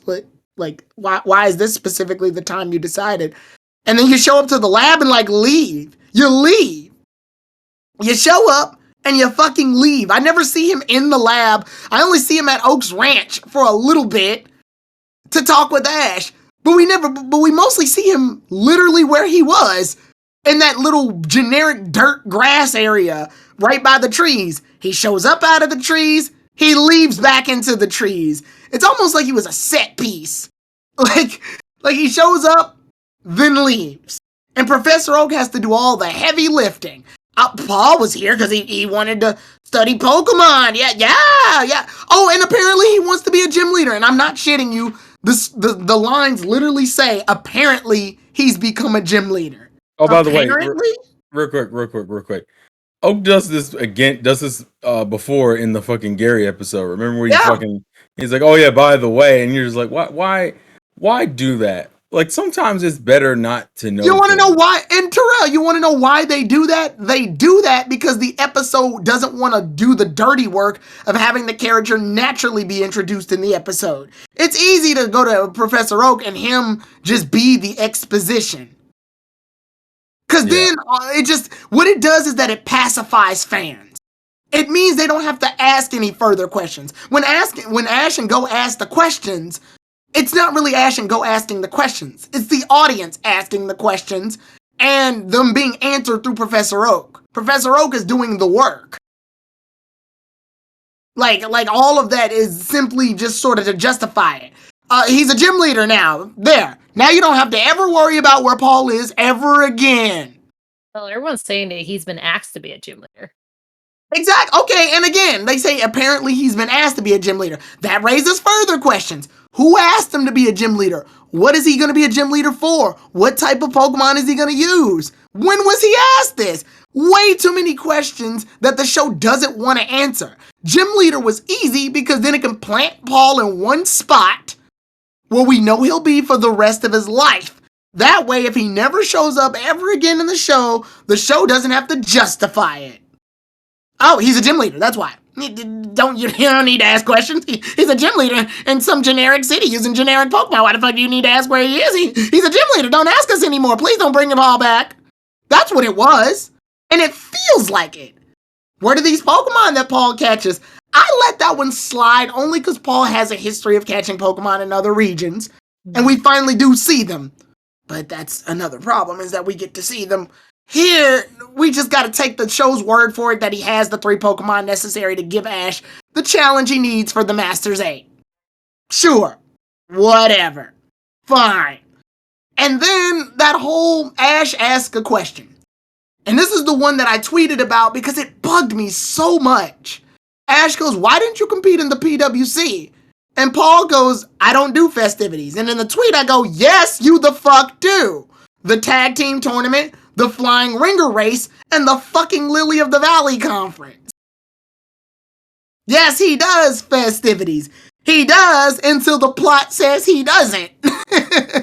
And everybody goes, well, he's grown and he's not like that anymore. And he's not just fighting trainers just for power. And I'm like, bull the fuck shit. Well, actually, Bull the fuck shit. Honestly, they're in the smaller scale, so I'm not sure how big of the It doesn't matter. It doesn't matter. Paul never cared about the festivities of it all, even when he was in festivities. What he cared about was getting stronger. What he cared about was utilizing his strength with his Pokemon. Well, he didn't do the contest, though. Didn't do the contest because he felt like it wasn't necessary towards his growth and strength as a trainer. If anything, I would argue him being a gym leader is more of a reason to be in the PWC, because then he can find out what different types of challengers and different types of Pokemon they use and strategies he can use as a gym leader to oppose them. It's the perfect training regimen for a starting gym leader, actually. And then when people goes, he can just battle random trainers anytime. Yeah, but there's a tournament that allows them all. Also, anybody's allowed to enter the PWC, gym leaders included. Well, he doesn't want to be in all of the festivities, and he doesn't want to be surrounded by a bunch of people where he's on the spotlight along with big champion celebrities like Cynthia and Diantha. Excuse the fuck out of me. He fought Cynthia randomly to test his fucking muscle, to stroke his little ego, and he got his ass whooped. If anything, I would argue Paul has a motivation to do the PWC, to fight Cynthia. Or at least try to get up to where she is. But Paul's like, not like that anymore. And when I saw all these replies in this tweet, I kept thinking to myself, the fans are doing the writers' jobs for them. What the fans are doing is that they're doing all the heavy lifting and justification and narration for Paul because the show was too damn lazy to do it. Ash asked the question because it's a question that everybody would have wanted to know anyway. Ask Ash the question because if Paul's a character in the show with noticeably tough Pokemon and is a rival of Ash's, then he was a sure win for the PWC. Ash is asking a genuine question because it's a question that everybody probably wanted to know. It's a question that makes sense. But how they answer it is so ham-fisted away. It's hand wave. It's one of those things that they did really quickly so they could give an answer to shut you the fuck up. That's what it is. The writers went, we didn't write Paul earlier into this series or this story at all. Then Paul came back. They threw him in the episode because it feels like they just threw him in the episode. Then they went, oh shit, that's right. Paul's a strong trainer. He should have been in this tournament. Shut him up. Just say he doesn't like festivities. All right, well, what about what he's going to be doing after this? Just say he's a gym leader. That way he's in one spot and we never have to bring him back ever again because he's just in one town. Like, I don't mind Paul not wanting to be in the PWC. He could have said, I'm still pursuing to beat Brendan, or I want to become a Frontier Brain or some shit. Something that kind of relates to the story he was already going on anyway, the interest that he had. Or he could have easily said, oh, I'm doing Pokemon research along with his brother. And it would have been just as easy. But it feels like he's a strong trainer who they needed the prowess of to bring into this episode to give Ash a moment of contention and then allowed to move past it. Just so that they can say, here, we wrote a story. Kinda. Now, to never ask us to bring this character back again because he's been banished to Gym Leader Land. That's what it feels like. And the more I look at it, the weirder it is. And the reason it hurts the episode continuously for me, and it's like eating it like acid, is because Paul takes up a huge chunk of this episode. He cuts the episode essentially in half. And in addition to all of that, Paul is a very, very important character. So to see people go, oh, they did such a great job with Paul's character, I'm just thinking, nah, they did a job with Paul's character. They made him a good mentor character. That's fine. Congrats. What they didn't do was display what he's been doing in his absence well, or his development to get there. A lot of people have been giving him justifications for it, saying Paul's grown up. Maybe over time he did this. He probably was this, or he's outgrown though. No, he didn't. This is the exact same fucking Paul from last time, with the exception of him being less of a jackass. And he showed those traits off at the end of Diamond and Pearl. Now all he's doing is just displaying them a little bit better here because they can't have him regress. But they didn't want to have him move forward either, because if they did that, then he's too much of a change without any of the explanation. You bring an important character like Paul here, you need more than one episode to show off his growth. I'm sorry, you can't have your cake and eat it too, because that's very much what they tried to do. They tried to bring Paul in for one episode, say he's grown this much, but we're not going to show any of it, and we're only going to make it about 15 minutes long, and you just got to shut up and take our word for it, and never ask us to bring this character back again because he's in generic gym leader land. And that, unfortunately, brought the episode to me to a 6. So, yeah, that's the score. That's it. It is a good Ash. Like, wasn't Ash Day, like, recently, though? Ash Day. Wasn't Ash Day, like, recently? Mm. It was like Satoshi Day or Ash Day or something to celebrate I know there Ash. was a Go Day.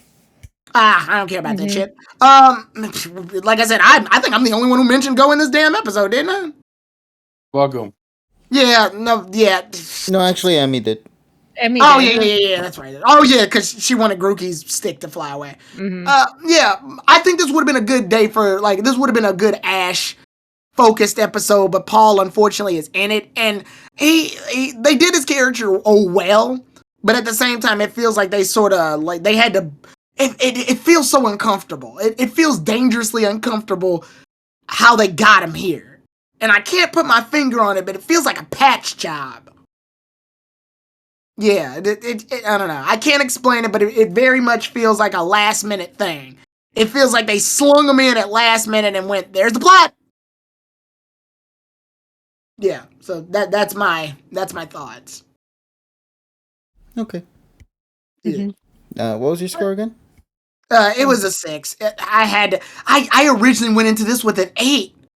But like every time I thought about it, I was like, oh. It started rotting fast. Oh, I thought that was part of your thing. No, that was just me saying it started rotting fast. Like it was rotting super fast. Mm-hmm. And like it bugs me.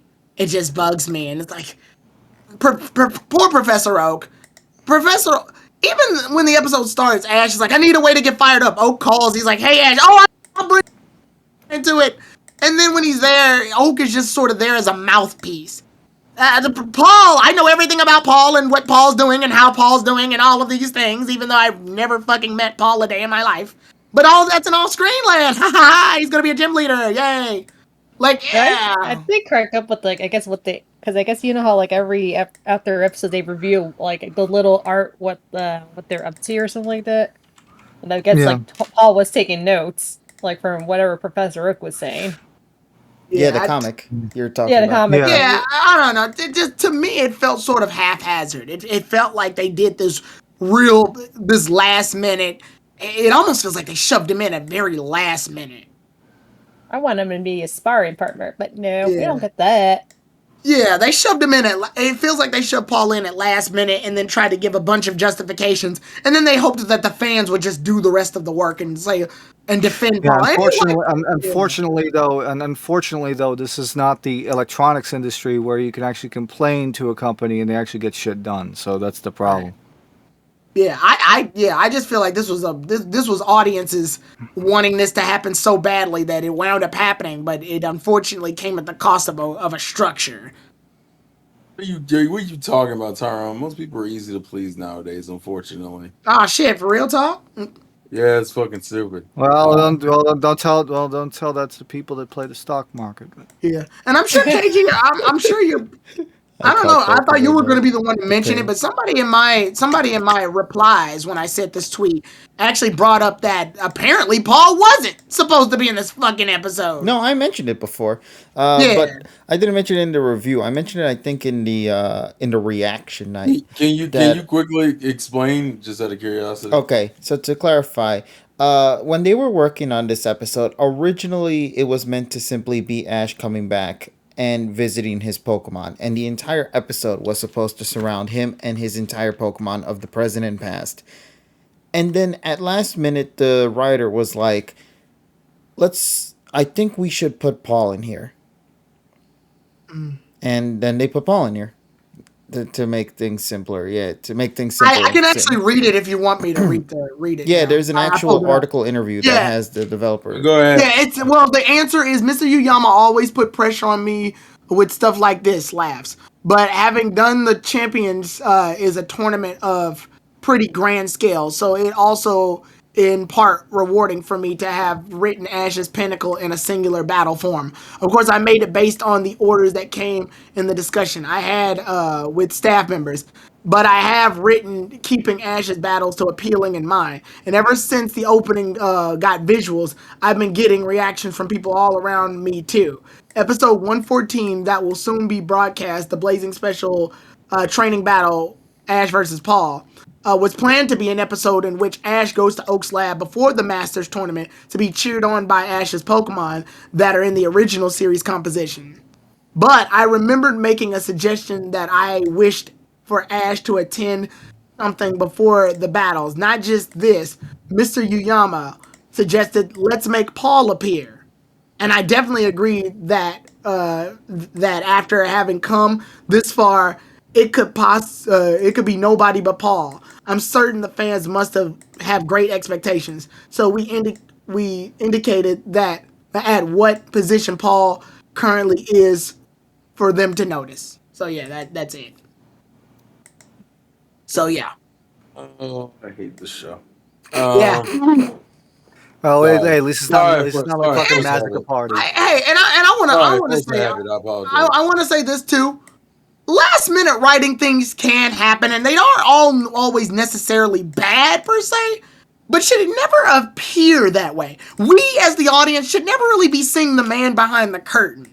But when I look at this episode, all I see is the man behind the curtain, stressingly trying to put everything together with glue so that I can go ahead and go, like it felt, I could see it. I could see the mechanics, and you never want to see the mechanics when someone's writing an art form. I mean, yeah, there's fourth wall jokes, but that's another thing. I'm talking just blatant writing tactics and you seeing them fall apart at the seams. I'm looking at it, and right now this is an artificially made jacket versus a well-seamed coat. Neat. Yeah, but the thing is though, they still protect you from the cold. So in the end of the day, it works. Barely. Hey, listen, if it helps you cope with life, go for it. It doesn't make it good writing.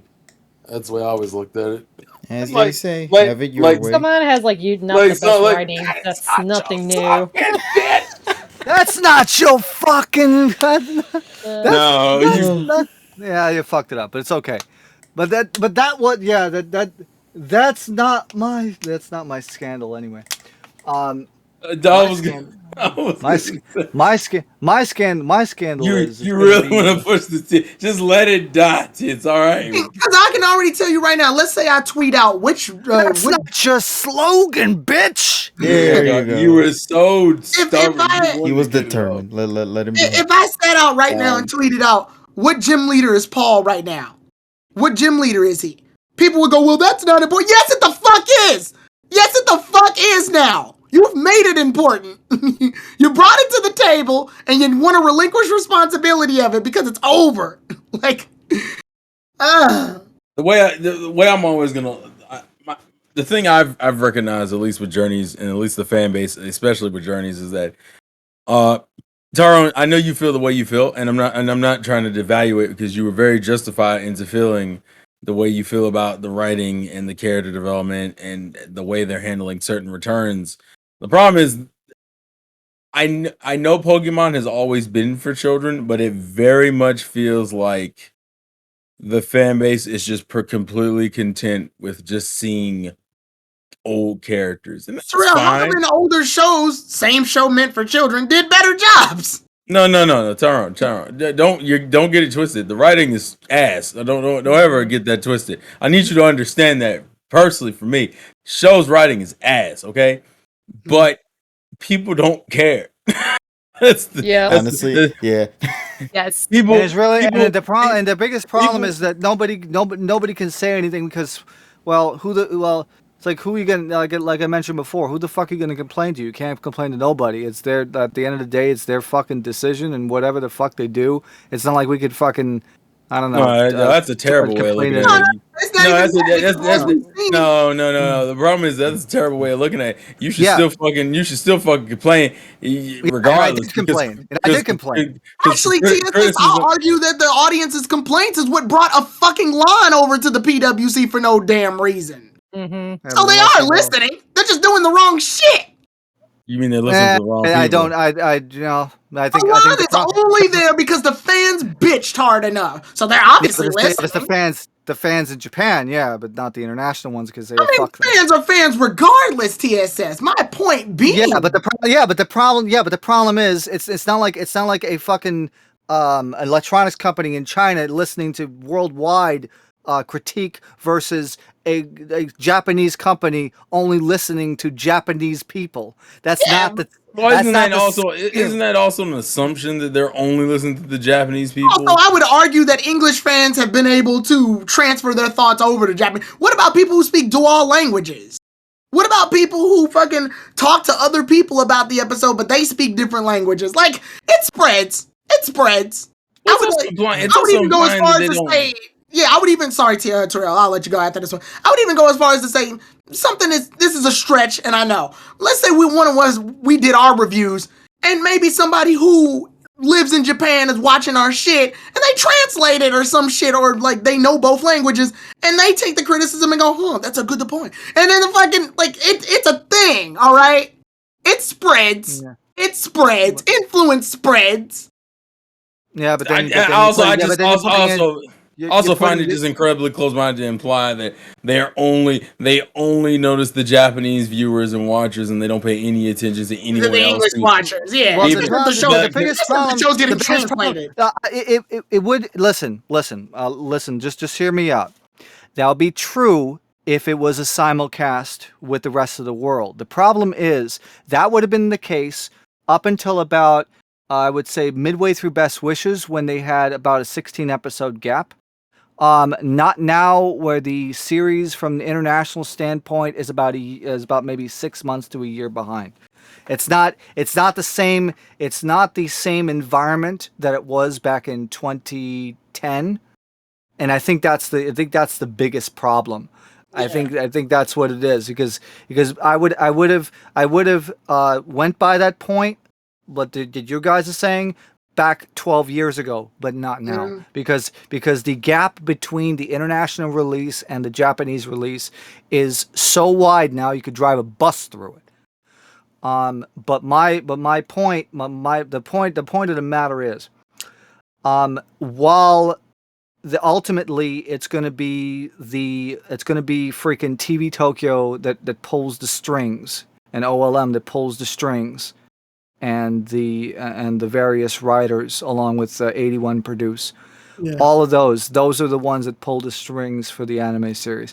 Now the other thing is TPCI stuff, on the other hand, where they do their various things.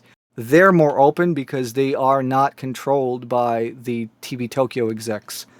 So they have a little bit. They do listen to feedback. That's why I specifically said it's an anime problem and it's not a TPCI problem, because the TPCI that runs the conglomerate, they have less stroke on the anime that airs rather than the franchise itself, like the video games and the card games and the. Oh no, I knew it was an anime problem because the show's bad. Like it's for me, it was never a question if it was specifically one branch or no. The show's bad. I'm blaming I'm blaming Yeah, the the show. writers. Yeah, the show is bad because it's still in the lower third for me. Well, no, I mean, it's just bad as written. I'm not even talking about I'm talking about as a standalone work. Uh, just looking at journeys, not looking at the comparisons to other regions. It's a poorly written show. Like that's to me, Yeah. that's not debatable. Yeah, Um, it's low tier. what I'm It's low tier ride. my acknowledgement, and what I was going back to telling Tyrone is that the fandom doesn't give a fuck about well written. They what they really want out of the show is their favorite Pokemon character showing up and fun shenanigans happening, and oh look, fucking I don't know, here's Paul again. Like I don't think it ever was about good writing, because if it was, then you would hear a lot more complaints in general from not only, I'm not even talking about specific, I'm talking about just from the fan base in general, but the fan base don't give a fuck about that. They just want to see cute shit. That's why I stopped getting angry at TSS with his ridiculous ass ratings for episodes, because my brain was like, oh, some people just want to fucking enjoy a show. That's fine. I'm still gonna but once again, I'm comparing it to itself, not the freaking rest. I know of the you shit. are. Listen, I'm not gonna get into that. I'm not gonna get into that conversation with you again, because that will be a whole other issue. I mean, to me, and that's still. Well, go ahead, Nessa. Sorry, you were gonna say something. No, I would say I have a question though. Currently, what is like the most popular thing in Japan currently? What anime? Anime wise or trending? Demon Slayer, because that Demon shit has been gangbusters since fucking day one, which was like 5 years ago. And it doesn't fucking deserve the amount of successes. I don't think it's a bad show, but God, it gets way too much love, considering it's pretty mid. I like the show, and I'll say it's overrated. It's mid as fuck. Wait, go ahead. Sorry. Yeah, but I think because I kind of noticed like they just like I guess Pokemon always trending like whatever is popular now. Like I kind of remember like Sun and Moon because of Yokai Watch, like the whole school atmosphere. So then I was just kind of curious, like was Journey also influenced by something else that was popular in the last couple years? Really? Not really. It was more like it was trying to get elements of everything, but they had too many things. They put too many hands in the pie and end up like this. Mm-hmm. Yeah. At least I will give them credit. They did something different. Doesn't mean it was good, but they did something different. Yeah, to me, it's been. Let's go with that. To me, I've always felt, and I knew this going in, that the show was going to rely heavily on nostalgia. That's absolutely fine. I think the problem is and I said this at the very beginning, I feel like Journeys needed to earn its own level of reputation first and utilize that and be good enough at its own writing, then start diving into the nostalgic stuff. But at this point, what they did was they gave us a little bit of the original stuff, realized it was bad, ran to the nostalgic stuff really quickly, used it almost up, then doubled back on the nostalgic stuff later, but used the best parts of the nostalgic stuff to gain the biggest audience, and then bring in the PWC as a last-ditch effort, not only bringing back old stuff, but making this big grandiose tournament where the stakes are as high as they're ever gonna be, and when Ash wins, that's it. Like, it's just this weird level of desperation, and I see it every time, especially when I see people go, oh, Journeys has really been killing it to these last few weeks in these episodes. I'm like, no, it's not. No, it's not. What it's done is that it's pulling out all the safest stops it can to avoid major criticisms. You can't get on Journeys for the Lily episode because Sun and Moon exist. You can't get on Journeys for the fucking Champions episode that Ash got because Alola and Sun and Moon exist. You can't get on Journeys for the Serena episode because X and Y exist. You can't get on Journeys for this episode because Diamond and Pearl and literally every Pokemon he's caught exists. It's safe. Most of the criticisms I see that are positive about Journeys is, it was very good to see them again. That's it. That is all. The show never fucking goes through the extra effort to earn any of those things. What it does is that it cuts corners, then waits till episode 114 to decide, oh, we need to be a good show. That's right. We forgot. This is like the Sun and Moon situation, only worse. At least Sun and Moon, for no matter if you like it or hate it, at least had the ability to go, look, we're wacky as fuck, we're silly, we're crazy as hell, and we have no focus, but we at least have camaraderie on our side. Good interaction, good rapport with the characters. The only advantage 2019 had over freaking Sun and Moon is that it didn't cause me to go into any freaking anxiety attack. That's the only advantage. I can't believe even to this day people are saying it was good to see Dracovish get some screen time. What the fuck? It's 100 something. Yeah. He And that's why I caught don't talk Dracovish. about it. Definitely Ash's Pokemon like had like the least screen time out of his thing any region. Because like usually we see him always. 100%. So that is like definitely Well, valid. that's the whole issue with the double Shijinko thing. That's the thing. And you know, if they, and I will say this, if they had 2 extra years, it would have the story would have planned out better. But unfortunately, I think, as I mentioned before, I think it was last month that since they're on a crunch, that you know they now want to take a different direction because of Scarlet and Violet now.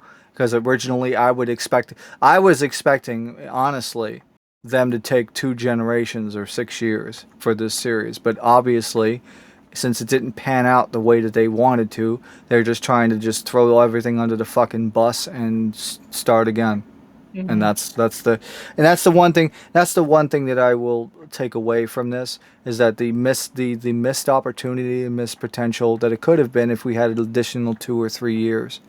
Honestly, to this day, still think this. Now that we've gone through most of these episodes, honestly, I don't even think people who like Journeys like Journeys.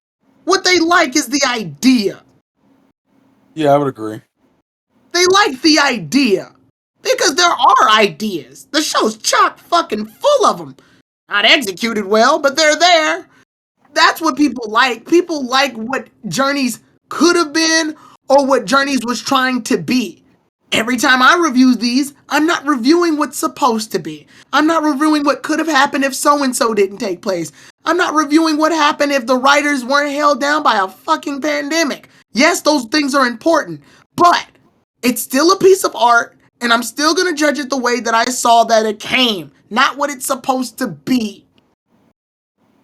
And what I see is that it was a bunch of rushed, bad pacing choices. I see the fact that Pokemon barely got any development, characters barely got any development, and then when the show finally realized that it was fucking up, it decided to give it last-minute development, then rush it all in, hoping that we would accept it for nothing more than the fact that it's Pokemon. And I don't buy it. I think I'm gonna quit the next series. Holy shit! Don't let me do that. Don't let my haphazard rant. The thing is though, Tyrone can be like overcritical of things, and I do appreciate that. The thing is though, the whole end of the day is we are all fans, and we just want the best thing that we want. And the thing is that, like I said, we all look at things differently, and I think that's what makes the world great. The problem is people don't understand that they have to take people's opinions, you know, as opinions and not as hard facts about things. Oh, of course not. That's it. Because, like I said, there are people that take people's opinions too seriously, and that's what ends up being, scorched earth motherfucker shit going on Twitter, and that's what everybody do. Everybody in this platform has known me to do it. I give the show a chance. I give each episode an equal chance. I'm not sitting here just going, it's all bad and it all should never exist. I've even said episodes that I've liked. I've even said episodes I liked that everybody fucking didn't like. I mean, I would say that when it does happen, it's a nice shock, and that's what makes this podcast. Because I'm not trying to sit here and just gain this persona of the Journeys hater. No, it's not the Journeys hater. I'm judging this the same way I would judge everything else. It's just what I've been given hasn't been up to par. Yeah. And I've had. Go ahead. Actually, if it was me though, I actually would have quit a long time ago. But it's because of you guys, I was actually still hung on, but just barely like a string. But to me, to be honest, though, I was like, I would have quit. This is that abusive relationship Stockholm syndrome nonsense where you know something's bad, but for the sake of we're doing a podcast, because the fandom, and at a certain point, I think people need to be objective and recognize, like, because people always ask me, well, why'd you stop watching Journeys, man? It's a pretty good show. I mean, you like Best Wishes, you could put up with some nonsense. Like, listen. Me putting up with some nonsense, because people always bring up like Da and shit. And I'll be real with you, Da used to drive me nuts. So when I watched Da originally, Da drove me nuts. And then I've gone back and rewatched them. It's not really that bad, and it's also relatively short. Journeys is a show that, as I've gotten older, I just have less and less patience for boring, repetitive content. It's the same shit I would say about Sun and Moon. People keep forgetting. I've dropped Sun and Moon. I dropped Sun and Moon way earlier. I dropped Sun and Moon like within the first 10 episodes, just because I was like, yeah, this shit's not for me. The problem with Journeys is that Journeys, I feel like, almost treads that line of being interesting enough to engage me in some instances, and in others absolutely drive me up a fucking wall. And I learned this back when I dropped Bleach, that at the end of the day, this shit is meant to be entertainment. If I'm not being entertained, I don't give a fuck about the community. I don't give a fuck about any of that shit. If I'm not entertained by the show, I'm not gonna watch the fucking show. I'm just not gonna do it. The only reason why I pop up sometimes on these at least after I stop watching the show, is if we hit the rare instance where I do watch the show, or if I just want to hear Tyrone rant about some shit that I probably agree with, but I like to have the front row seat. This is the front row seat. Being in the Discord call, listening to that shit is the front row seat. Now this just happened to be a situation where I happened to watch the episode and forgot I had watched the episode. So, Yeah, but you're doing it because you want to see me be a petty motherfucker. That's why. No. Me and you will never agree on Journeys. I want that to be stated. I've accepted that call we had a while ago. Explained to me perfectly our situation when it comes to Journeys, and it's two completely different situations. So after I acknowledge that, I'm like, all right, that's fine. That's that's me. I mean, and also, like I said, you can't, especially in like an environment such as this, you can't have like total like negativity all the time. Now, yes, I am not afraid to criticize where it's criticized, but at this point, I'm in my mid-30s. I'm in it because this is my fucking escape from my fucking life. And I've decided, okay, the series hasn't meant to me as basically the series in a whole hasn't intrigued me the same way in the last time that I really actually gave like 100% of a fuck is probably 12 years ago. That's to me, once DP 191 got off the table, died. But I still stayed along because the people and friends that I've met and interacted with, they made my life. So that's why I'm still here. And plus, I like to see reactions anyway. It's nice. It's nice to see people. Yeah. I just like to make the point that those friends and people would still be there regardless of whether or not you watch the show, because that's how close those relationships are. But that's just me. Well, no, because remember I'm an admin on the fucking Pokemon website, so. Everybody's to watch the show. People are admins who don't. Everybody's got. I mean, to me, everybody's got their reasons. Yeah, but on a website that specializes in the anime. Everybody's got their reasons, and I mean, I'm still watching the damn show, and y'all clearly see how I've been for most of the episodes.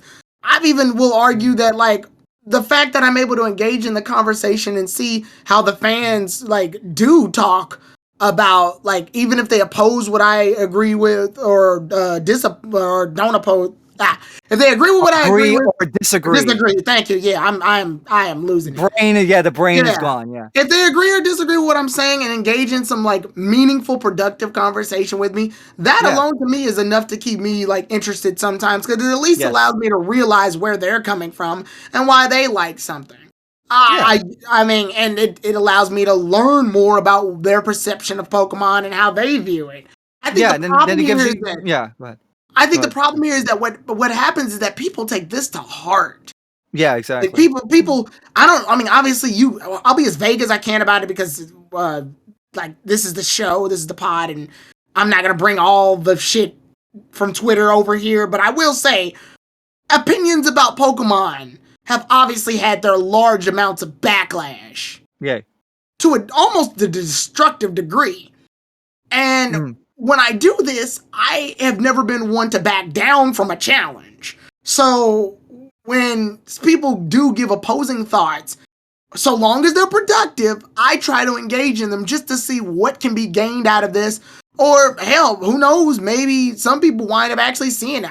I've seen a handful of people, more than a handful actually, come on and be like, Tyrone, I didn't agree with what you said a while ago, but looking back at it, yeah. Or some people will go, I used to think you were just a Journey's hater, but now I'm starting to see what you're talking about. I've witnessed it. I've taken like clips of it and saved it. And it made me realize I'm not just talking out of my ass here. I'm influencing others. But at the same time, I've given it praise. I've given the show praise on things in and of itself. So I agree with what other people say when they start to like view it in a light. If you can get somebody to at least be productive with the information that's given, that's the most important part. Not fucking cussing them out or calling them racist or calling them that's the whole thing. It's or like calling them an idiot or retard or some nonsense or just replying to a thread just because they want attention. I even that's and some people said this was mature of me. One time somebody I posted an opinion and somebody disagreed with the opinion, and then somebody else goes, this guy. And I stopped him. I said, hey, no. Don't insult the person that replied to my tweet. They disagreed with me, but it's their opinion. They're allowed to have it. They're allowed to have that opinion. And the other thing is like, people don't know when to stop. Yeah, like, I was like, don't insult that person. Some people, they love to instigate, but they go beyond the limits of what is tolerable. Sorry. Yeah. Well, yeah, and it's like the best course of action and the best way of dealing with all this stuff is when to know when to stop. Because a lot of people, they just don't know, and they just fucking ramble on, and you see them, then the thread turns into like fucking 50 posts, and then you have people fucking posting memes, and you have then it all devolves into that freaking GIF where Mickey Mouse is cutting the fucking bread like fucking paper thin, and then it's like, what the fuck have we devolved into? Right. This shit. Or the GIF where fucking Michael Jackson eats the popcorn, like. Dude, like, just fucking stop. Right. But we're gonna wrap it up now. I think it's a good. That's a good note. KG, did you have anything? Any closing thoughts? What time is it? 12:37. Like 12:37 your time. I think I fell asleep like 3 different times. Yeah, it sounds about the usual. Yeah, we're boring. I'm sorry, I'm boring. No, we're not. No, it's good stuff. I'm just. Best wishes. No, you guys still retained like over 50 people actually. Yeah. Well, yeah, because like I said, this is what makes us like the staying power, because we want to have we want to have very in-depth and relatable conversation.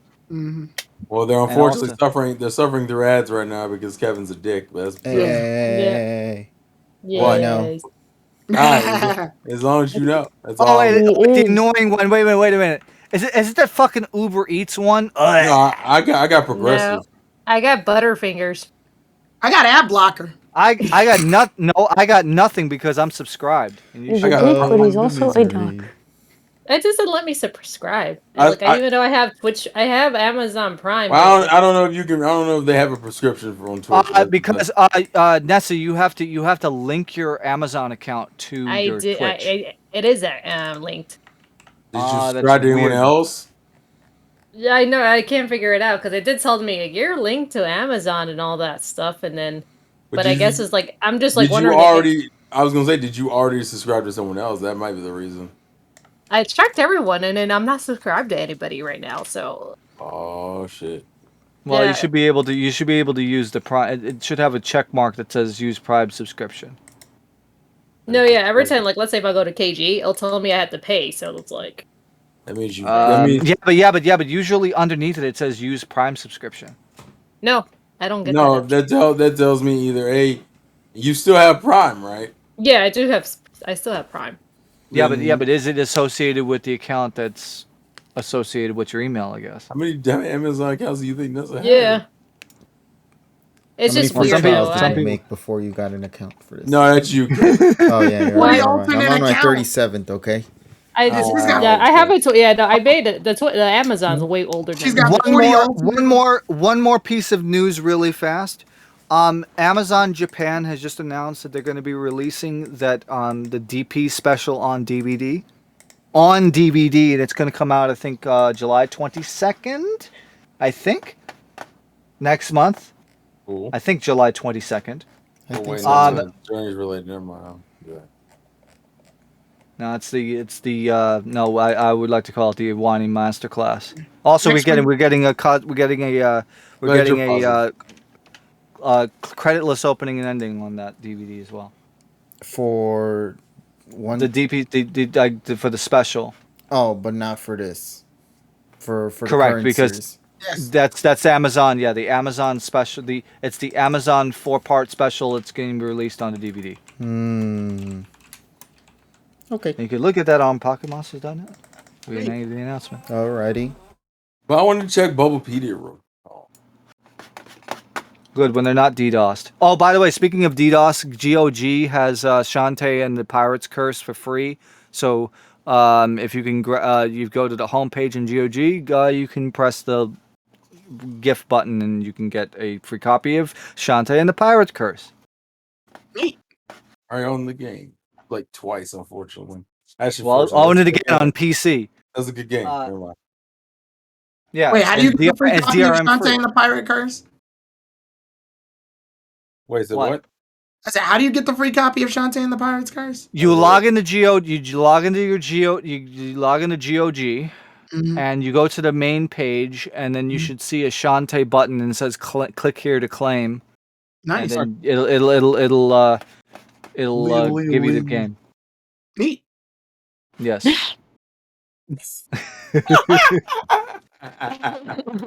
I wonder what did it. Was it the SpongeBob It thing? was a little.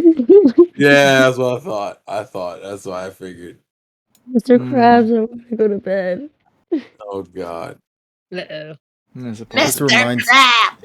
This I reminds- want to go to bed. You guys can talk about the Masters 8 The matchups what now? that I make. Okay. We did that already. Oh. Did we?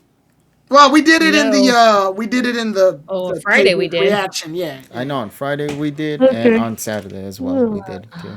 Yeah, I it's was too late surprised you to- weren't streaming at that time when I learned. What? You weren't streaming on Saturday, were you? It was supposed to. Yeah, we were supposed to. I that was my fuck up. Ah. Polly felt a Wait, what bad. happened? Graduation party. That was my I bad. was shafted. It's okay because I got more best wishes Ooh. time in. It was a graduation party. That was my bad. That was on me. Oh, Wait a minute, wow. I thought that was Sunday. That's the reason why you. The No, that was release date. Saturday. The release No, date for remember- the RCS No, remember DVD is that you had to 8/3. cancel it because August of the 3rd. the Nice. Xbox reaction. I thought. No, most the of- Xbox reaction was on Sunday. The Saturday was the graduation party. It's Okay, funny yeah. because you told me you moved it to Sunday, so like. Yeah, but then the mostly- Xbox reaction happened. Okay, Remember? so But that- you never that's the told part- me that, that's- so I just That's assumed that it that's was. what the thing was. That's yeah. the part. That's the part I heard. Yeah. Okay. Okay. It's okay because I just kept watching Best Wishes. I didn't think she was gonna be this dedicated. I'm genuinely surprised. I know, right? Yeah. Yeah. Wow. What do you mean? Wow. She's dead. Yeah. If I Well, can I got- probably. Your nickname is like Miss Inconsistent. This is Yeah, nothing but new. in Miss 48 hours, I watched him Inconsistent. get three gym badges. I watched him get another one today. Yeah. Wow. Yeah. We're almost to Dawn and the Unova League. Yeah, Ash gets his badges pretty fucking fast in Best Wishes. Yeah, Actually, I don't mind it, to be honest. it's the best thing about Best Wishes. Yeah, the problem though is that it bites itself in the butt later. Nah, I wouldn't say that. It's more Nah. the league is more of a disappointment. But in terms It of gets them action, so fast that the league shows up and it's like, oh shit, it's over. There's still so much left. Yeah, the BW2 content kind of fucked everything up too. So. Yeah. I think there's some hidden gems in Episode there. episode Yeah, N, but the pacing went out the Me window. Unite thingy. Yeah. Well, yeah, when you go from like brisk fast to like now we gotta actually act like the Pokemon anime again. I'm like, oh fuck. That means the pacing gonna be all over the place. And what happened? Pacing was all over the place. Yep. Thank you, Tohoku. No thanks to the Tohoku earthquake. I hate that. I hate the one thing. If anyone ever asks me what's the worst thing about Best Wishes, the fact that everyone who talks about Best Wishes always gotta hear about this stupid fucking earthquake. I don't give a shit about it anymore. I'm serious. Because you're not a rocket stan. No,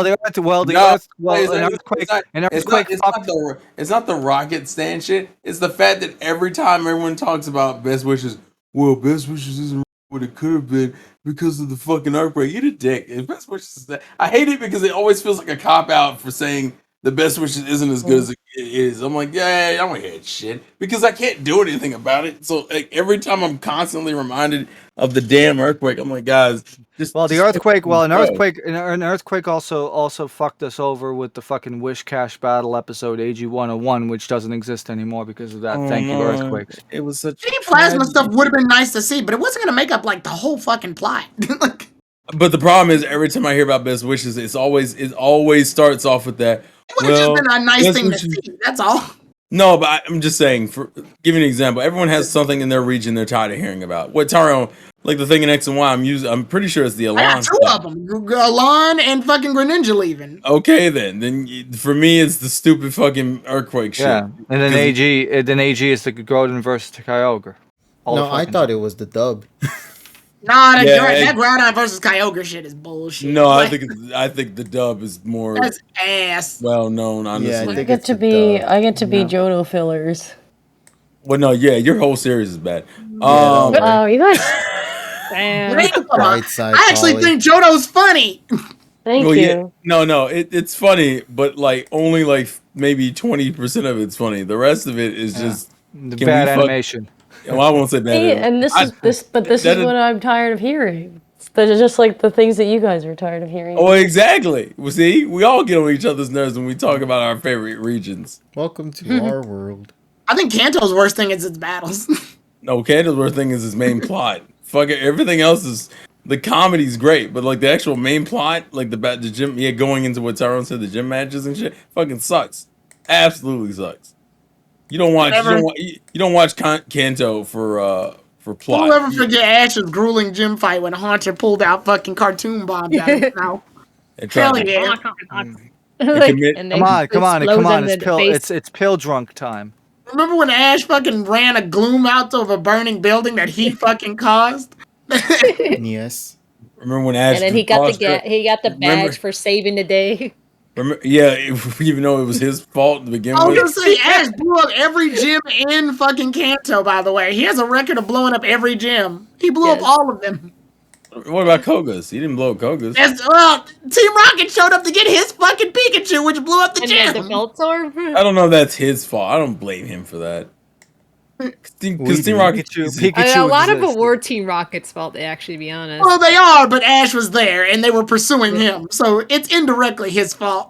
But what the fuck is he supposed to do? Not get on with his life? He's supposed to just fucking, if I go anywhere, Team Rocket will ruin the lives of so many people. No, you fight against this shitty. We just find it funny that he indirectly blows up every place. Like when he blew up fucking the fucking I blew up Pokemon Malaysia. Center. Remember the Pokemon Center in Viridian City? Yeah, he blew it the fuck up.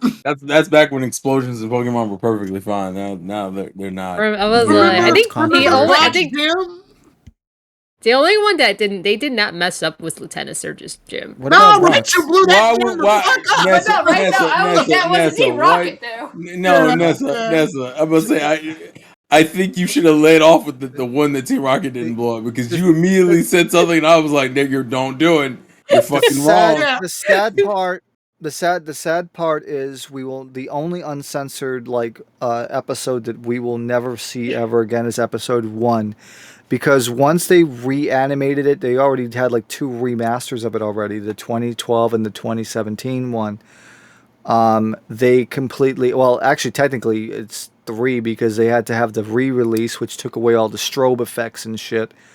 And then because the only copy that exists was like an upload from like freaking 7 years ago, where it was that special that aired in October of '97, where that's the only time that we were able to see episode 1 with the original strobing effects and shit. Also, I will say that's the one other thing I don't want to see ever again. I'm tired of seeing that stupid ass Sparrow flashback. Fuck that Sparrow flashback. I don't care. Like it's nice, but you got to realize Pikachu and Ash have these conversations every fucking region, and usually it's multiple times in a region. I don't want to hear about the fucking Sparrow and how we met again. You got fucking movies that do the same damn thing. Move the fuck on, Ash, please, or just don't address it in this long-winded ass way that you always do. I agree, actually. Shut the fuck up about what you know about how me and Pikachu. I don't care how me you and Pikachu met. What about you and Charmander, you fuck? Why don't you do that one? They At least did. that Best one. wishes. No, I mean, but like at least that one doesn't show up every fucking 5 minutes. That's true. It shows up every 10 minutes. God damn it. 5-10 minutes. How'd you meet Oshawott? Anyway, his BW team. They're growing on me. Do you have a favorite? Bet they don't grow. I said Snivy. Snivy's growing currently. Do you like I was gonna ask, do you like the Snivy and Moga dynamic, or is that nothing, or you don't care for it? Yeah, I like the dynamic. But I like Snivy Oh, in you mean general. Mean Girls? Mean Girls. Just yeah, exactly. I don't know if well, actually that is probably the best way to describe it now that I think about it. Yeah. I mean, love Patrick Ash's and- Pokemon's personalities and best wishes. I just don't like the fact that they all didn't fucking evolve. Jesus Christ. Some of Yeah. them did. Yeah, Tepig evolved in the Pignite and Crocodile evolved in there. So did Rock and Roller and Oh yeah. and Levani. Levani. Crocodile, I'm trying to think. Oh, and Unpheasant, but we don't talk about him. Her. Her. Her, Her. because I you know, corrected myself. Damn. yeah. The problem is it's the that it should have gotten the male tassels and shit. Snivy didn't Talons. need to evolve. Snivy was fine the way it was. Oh, she was the Yes. baddest bitch. Yeah. Mhm. Yep. She just needed All more right. wins. I was right. All All right, right, let's so end it. PWC. So Hey, yeah, when the hell were you? PWC starts- Yeah, I'll explain to PWC you starts once we get off. Friday. All Yeah, right. PWC starts Friday. Thanks for watching. Yeah. Where's Kevin at? He's probably barely He's awake. gone. Kevin, what did you do? Anyway, Silence said those matchups were worse than moldy bread. Oh yeah, the silent tweet. Yeah. Can I swing on somebody real quick? Yeah. What the fuck? I know for one of the matchups before, I'm gonna on Thursday before the tripod, I was gonna do a watch party for the Mega Okay. Evolution specials. So, So while KG regains his consciousness, let's plug I'm everybody's stuff for Okay, But but then- we're still gonna do it anyway because I we have like to- we have to Tisa, end I it. like how Tisa had no regard for KG in any way, shape, or form. He's like, KG's like, I'm all right. We didn't care. We're still gonna do it. This is his All right, excuse. all right. So tomorrow on KG's channel, what are you guys doing? I have Kingdom Hearts. Dude, what are we doing? Y'all gonna make love. to each no. other. Y'all gonna make me lose Jack the Fool up in here, up in. Yeah, KG, what's our community stream for tomorrow? Yeah, I what's like to- tomorrow? Everyone's still playing Minecraft. So we're doing Minecraft again? They're doing Minecraft. Do you want to? I'm doing more I guess Kingdom so. Hearts. I guess that's what we're doing. I've been 100 enjoying the Minecraft with the community, man. It's been a lot of fun. Trust me, it's Alright. way better when you're playing with like 8 people and not just only 3 to 4, yeah, like usual. All right, sounds good. It's a lot of fun, trust me. Then Alright. Kingdom Hearts on my side on tomorrow. Wednesday, Final Fantasy 6. I think Tyrone, you still doing near? Yes, I am doing Nier Automata on Wednesday. And KJ, are you streaming on Wednesday?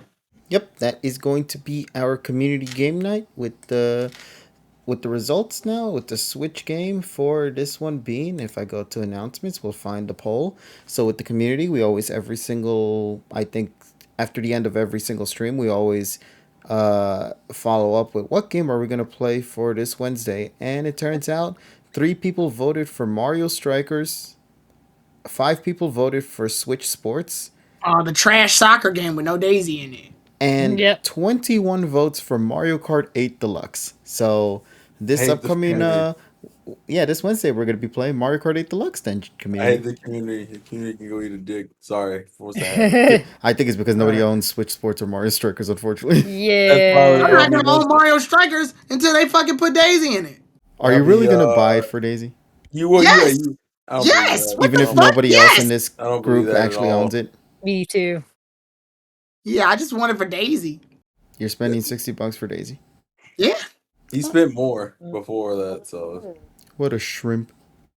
Oh. Shrimp Well, fried he- rice. with your Well, sushi shrimp looking fried like okay, that actually, rice. let's put some clarification on it. If enough people start playing Mario Strikers and yeah, that's what we thought. then they put Daisy in. But as of now, no, I've decided to not touch the game until Daisy shows up. All right. Thursday tripod. And then Yeah. Friday for me, reaction night. And yeah, and then also before Thursday, before the tripod again, I'm doing the watch party for Mega Evolution specials. Is that you streaming that though? Yeah, we're streaming that. Sweet. Okay. And then Friday 9 p.m. Eastern, it's going to be Tales of Vesperia Definitive Edition Part 5. And Also- then Saturday, go ahead. Well, yeah. TSS, you have. Well, go ahead first, since yours is first. The Saturday 4 p.m. Eastern, Maternal Bound Redux Part 4 now, because apparently I can't count because I'm one part ahead on Vesperia as I am on Maternal Bound. Redux is the mod for Earthbound or Mother 2. That's 4 p.m. Eastern on Saturday there on my And then channel. more Xenoblade Chronicles Definitive Edition on my part. Are you doing a tripod on this weekend, Tyrone? You mean the Round table. Oh yeah, I'm at round table. Sorry. Yeah, that's the idea. I just gotta Polly. You we're gonna make this happen. I don't believe this at all. No, Oh, we're gonna make this happen. We're gonna make this happen. Oh no, you don't have to. It's fine. No, we're gonna do this. I I don't want to. You gotta get it out the way. I like this gag. I also am curious. Everyone in the chat, place your bets on the next time Polly will stream. I'm saying about 6. Since Terrell didn't say the When I time get a he's going to be job. streaming on Saturday, it's 10 p.m. Oh yeah, 10 on p.m. Saturday. Eastern. Oh hey, my Oh yeah, I graduation forgot party. with that. This Saturday I'm also going to be streaming, so. What are you streaming? What are you going to It's going to be because I noticed that every time I delete the VODs on Fridays for obvious reasons, I want to keep them up. So this Saturday we're going to do another Anti-Poke discussion at around 6. All right. But I think I'm going to save that thought for when the episode finishes airing so that we get an idea for like what will be the topic for that night. Okay. Yeah, because it's similar to like Friday's reactions where we get the community to share their inputs on the review. So we're going to do that again for this Saturday. So Okay. once again, I love hanging out with the community, and to hear their responses and stuff like that is something I wish to express more here throughout the channel. And also, I mean, that's how I was able to make those videos recently, like the reaction I did to the Masters 8 revelation with the brackets and shit. You better than me. I don't like people like that. But yeah, that's just my take on it, though. And thankfully, though, I think everything will be, for the most part, okie dokie. But anything else we missing before we go wrap it up? Yeah, Tyrone's doing Final Fantasy X on Sunday at I am 8 doing Eastern. Final Fantasy X on Sunday. You like Final Fantasy X on Sunday? You should. Yes. No, I wasn't asking. No, that was a rhetorical question. I think he was asking the audience.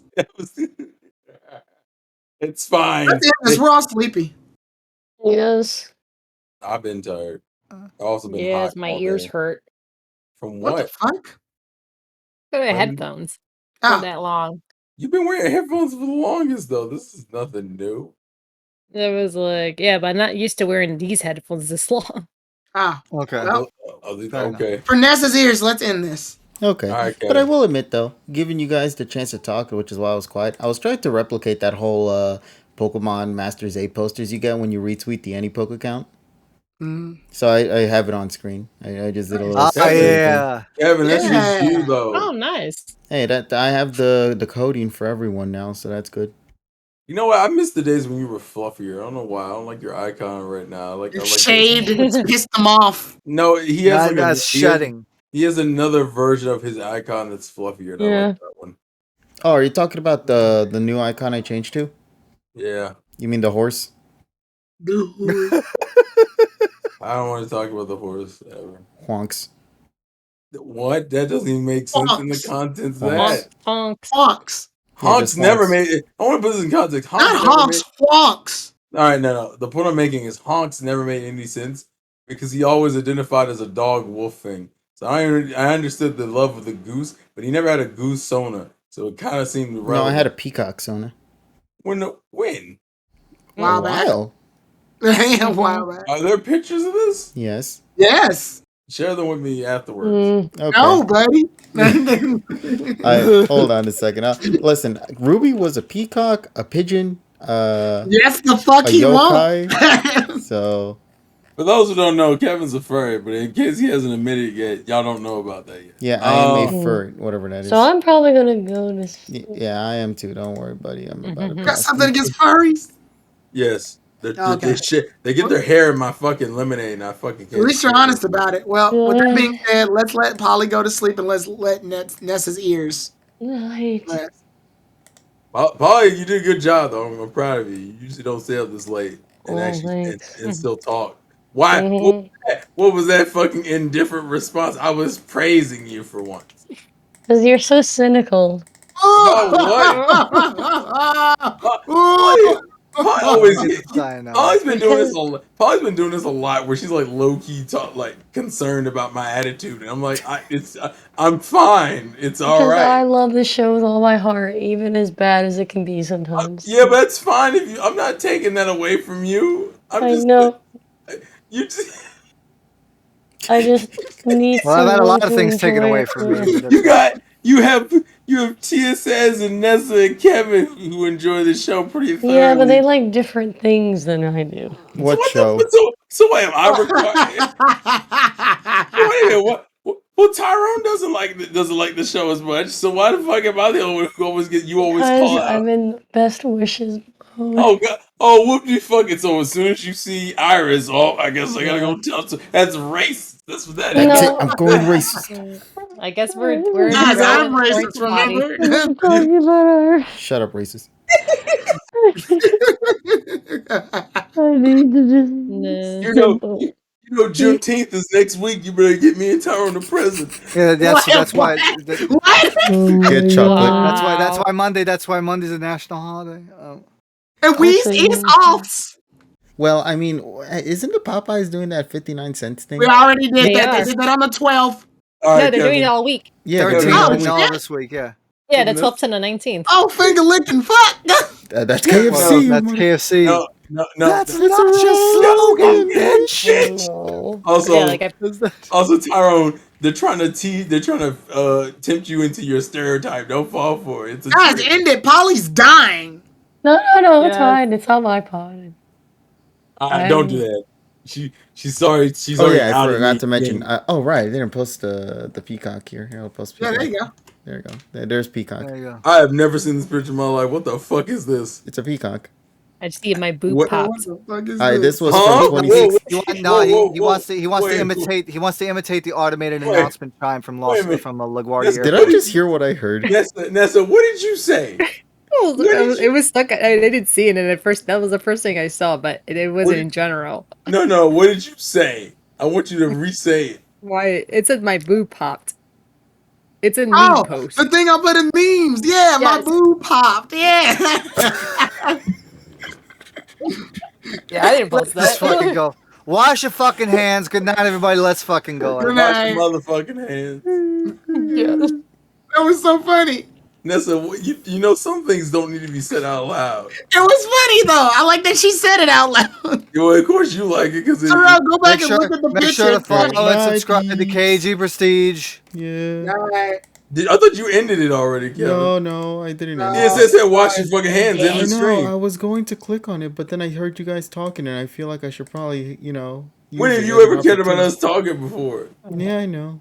Also, I'm You just just- doing this as an opportunity to delay. Look at for, all like, of our social media shit in the links down below. Yeah. And as always, have yourself an awesome day. Go. Yeah. No, I'll see, link the it reason below. why I was holding on for like an additional minute and a half is because of the fact that in a minute and a half, the stream will go to 3 hours, and Twitch likes that when you go over a certain Yeah, amount of the time. algorithm. I'm just Also, delaying the inevitable also, by by- still going also, on right now. by the way, the problem is that in the friends section, you still have Polly as age of trades, and I don't know. Who the fuck Yeah, that is. that's her fault, though. So, I want to keep that Mm. name. I'm gonna keep that name on my contacts. No. Actually, what happens And if you click on it, though? and I'm Let gonna- me go click on it. Oh, you're not called Adrian in my phone. You're called Polly. I just want to point that out. It's Yeah, fine. I do that People use too. it interchangeably. I Well, I'm put gonna- you as stalker. I hope you're okay with that. It's funny because I just made a post about Burbank City being Jersey City, and my real life friend Oh, yeah. from college. Oh, Never okay. call her Adrian. I Hold think on. No, my it- IRL friend said that- we're not friends anymore, Adrian, because he calls it Taylor ham and I call it pork roll, Oh, What? which God. is a New Jersey argument. Of course it is. What, Fucking- But it's it- like, but what, I was- what